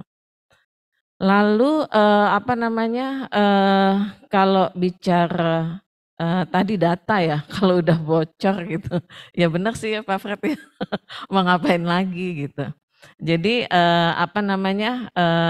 disinilah para istilahnya admin gitu ya, yang berhubungan langsung dengan implementasi kriptografi itu harus memastikan satu, ya algoritma kriptografi yang digunakan itu memang sudah memenuhi standar keamanan minimal. Lalu yang kedua, ya kuncinya diganti dong untuk setiap pesan yang berbeda, misalnya seperti itu. Jangan sampai kunci itu digunakan untuk 1 tahun gitu ya. Akhirnya musuh punya waktu yang lama gitu untuk melakukan recovery kunci dengan pendekatan yang salah satu pendekatan yang tadi saya sebutkan ya, 3 tadi gitu ya. Nah misalnya kita mau menentukan kriptografi untuk real time communication, secure chat atau algoritma kriptografi yang akan digunakan di email. Nah itu apakah kompleksitasnya harus sama gitu. Nah itu juga harus kita perhatikan. Artinya pada saat kita mau mengimplementasikan harus paham betul environment ya yang akan kita suntikkan di situ gitu ya.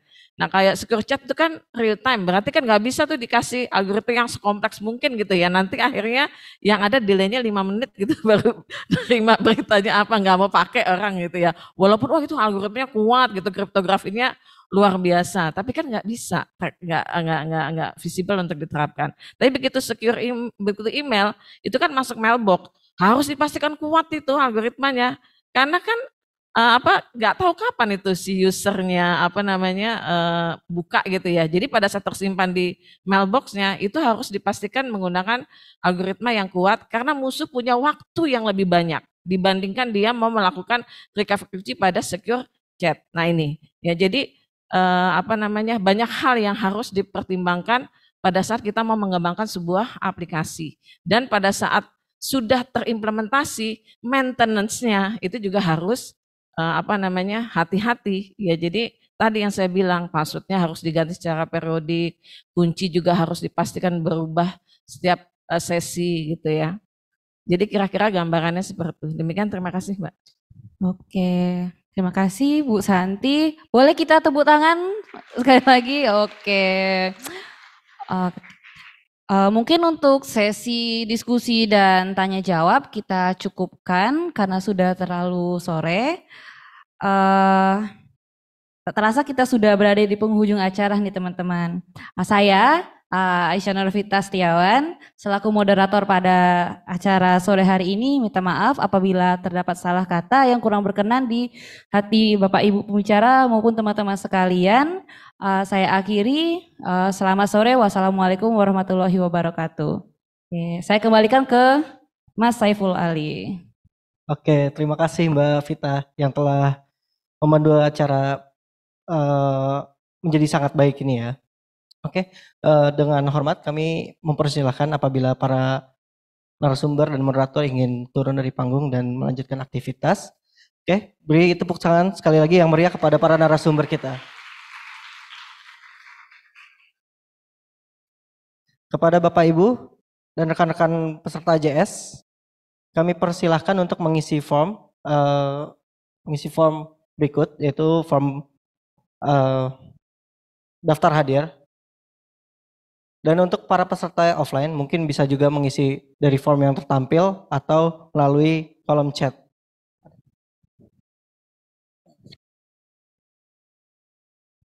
Oke, sekali lagi beri tepuk tangan yang sangat meriah kepada para narasumber kita.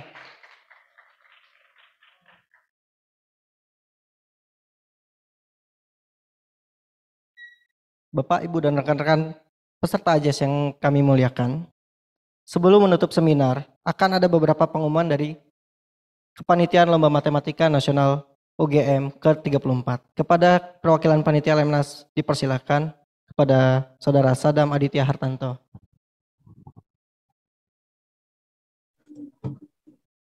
Baik, terima kasih atas waktunya.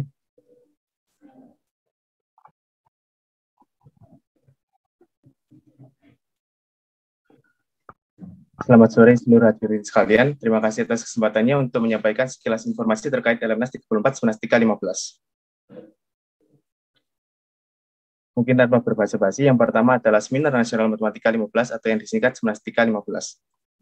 Yang mana pada kali ini kami akan mengusung tema The Future of Cryptography dan Cybersecurity in Industrial Application, yang mana tema ini kurang lebih sama dengan tema talk show hari ini, yaitu peran sekolah dan universitas pada kriptografi dan keamanan cyber di Indonesia, yang dapat memberikan kesempatan kepada hadirin sekalian yang ingin mengenal lebih dalam mengenai kriptografi dan keamanan cyber. Karena kami akan mengundang pembicara, yaitu pembicara dosen dan pembicara praktisi yang ahli di bidangnya, dengan begitu kita dapat melihat kriptografi dan keamanan cyber berdasarkan sudut pandang matematika maupun teknologi dan industri.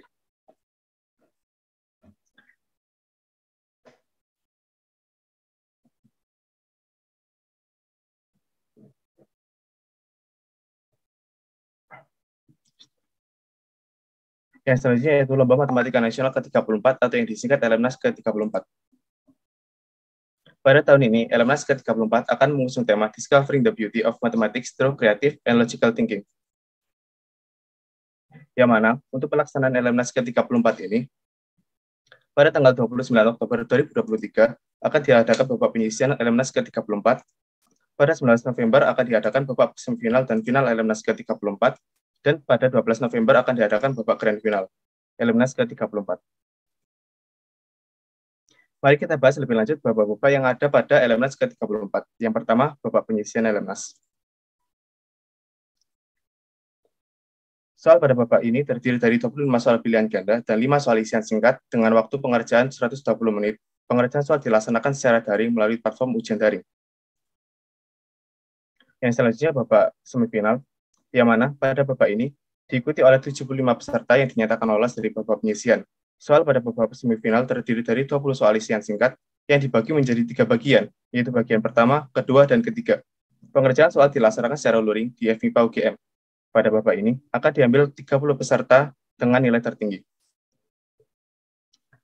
Yang selanjutnya babak final LMNAS. Pada babak ini diikuti oleh 30 peserta yang dinyatakan lolos dari babak semifinal. Soal pada babak ini terdiri dari 4 soal uraian. Pengerjaan soal dilaksanakan secara luring di FMIPA UGM dengan pengawasan oleh panitia. Pada babak ini akan diambil 5 peserta dengan nilai tertinggi. Dan yang terakhir yaitu babak grand final LMNAS. Yang mana pada babak ini diikuti oleh 5 peserta yang lolos dari babak final. Pada babak ini dibagi menjadi babak presentasi dan babak cepat-cepat. Pada babak presentasi, panitia memilih salah satu dari 4 soal uraian yang dikerjakan pada babak final untuk dipresentasikan oleh peserta. Bapak cepat-cepat terdiri dari Bapak wajib dan Bapak rebutan. Adapun penghargaan yang akan diberikan untuk para juara tingkat SMP, yang mana terdiri dari hadiah untuk juara 1 hingga juara 5, berupa uang pembinaan dan juga piala penghargaan untuk jenjang SMP. Ada pula penghargaan yang akan diberikan untuk para juara tingkat SMA, yang kurang lebih sama, terdiri dari hadiah untuk juara 1 hingga juara 5, berupa uang pembinaan dan juga piala penghargaan untuk jenjang SMA.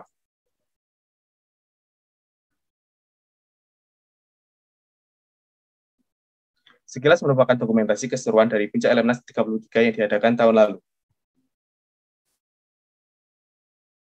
Nah, untuk mempersiapkan diri mengikuti Elemnas ke-34, kami menyediakan buku pembahasan Elemnas tahun-tahun sebelumnya. Untuk informasi lebih lanjut, dapat mengunjungi Instagram Elemnas Store, yang dimana kami akan segera merilis buku pembahasan Elemnas 33 yang diadakan tahun lalu. Dan berikut beberapa buku yang telah kami keluarkan mulai dari Elemnas ke-30 hingga ke-32 untuk tingkat SMP, dan juga tingkat SMA yang sudah dapat dibeli mulai saat ini. Jadi jangan lupa segera mengunjungi akun resmi dari Elemnas Store yang ada di Tokopedia, Shopee, ataupun dapat menghubungi kontak person Elemnas Store melalui WhatsApp untuk mendapatkan promo-promonya. Sekian dari saya. Informasi lebih lanjut terkhusus tanggal pendaftaran ataupun apabila ada pertanyaan dapat menghubungi atau mengunjungi website dan sosial media kami. Berikut saya sediakan link lengkap untuk informasi yang telah saya sampaikan pada kolom chat.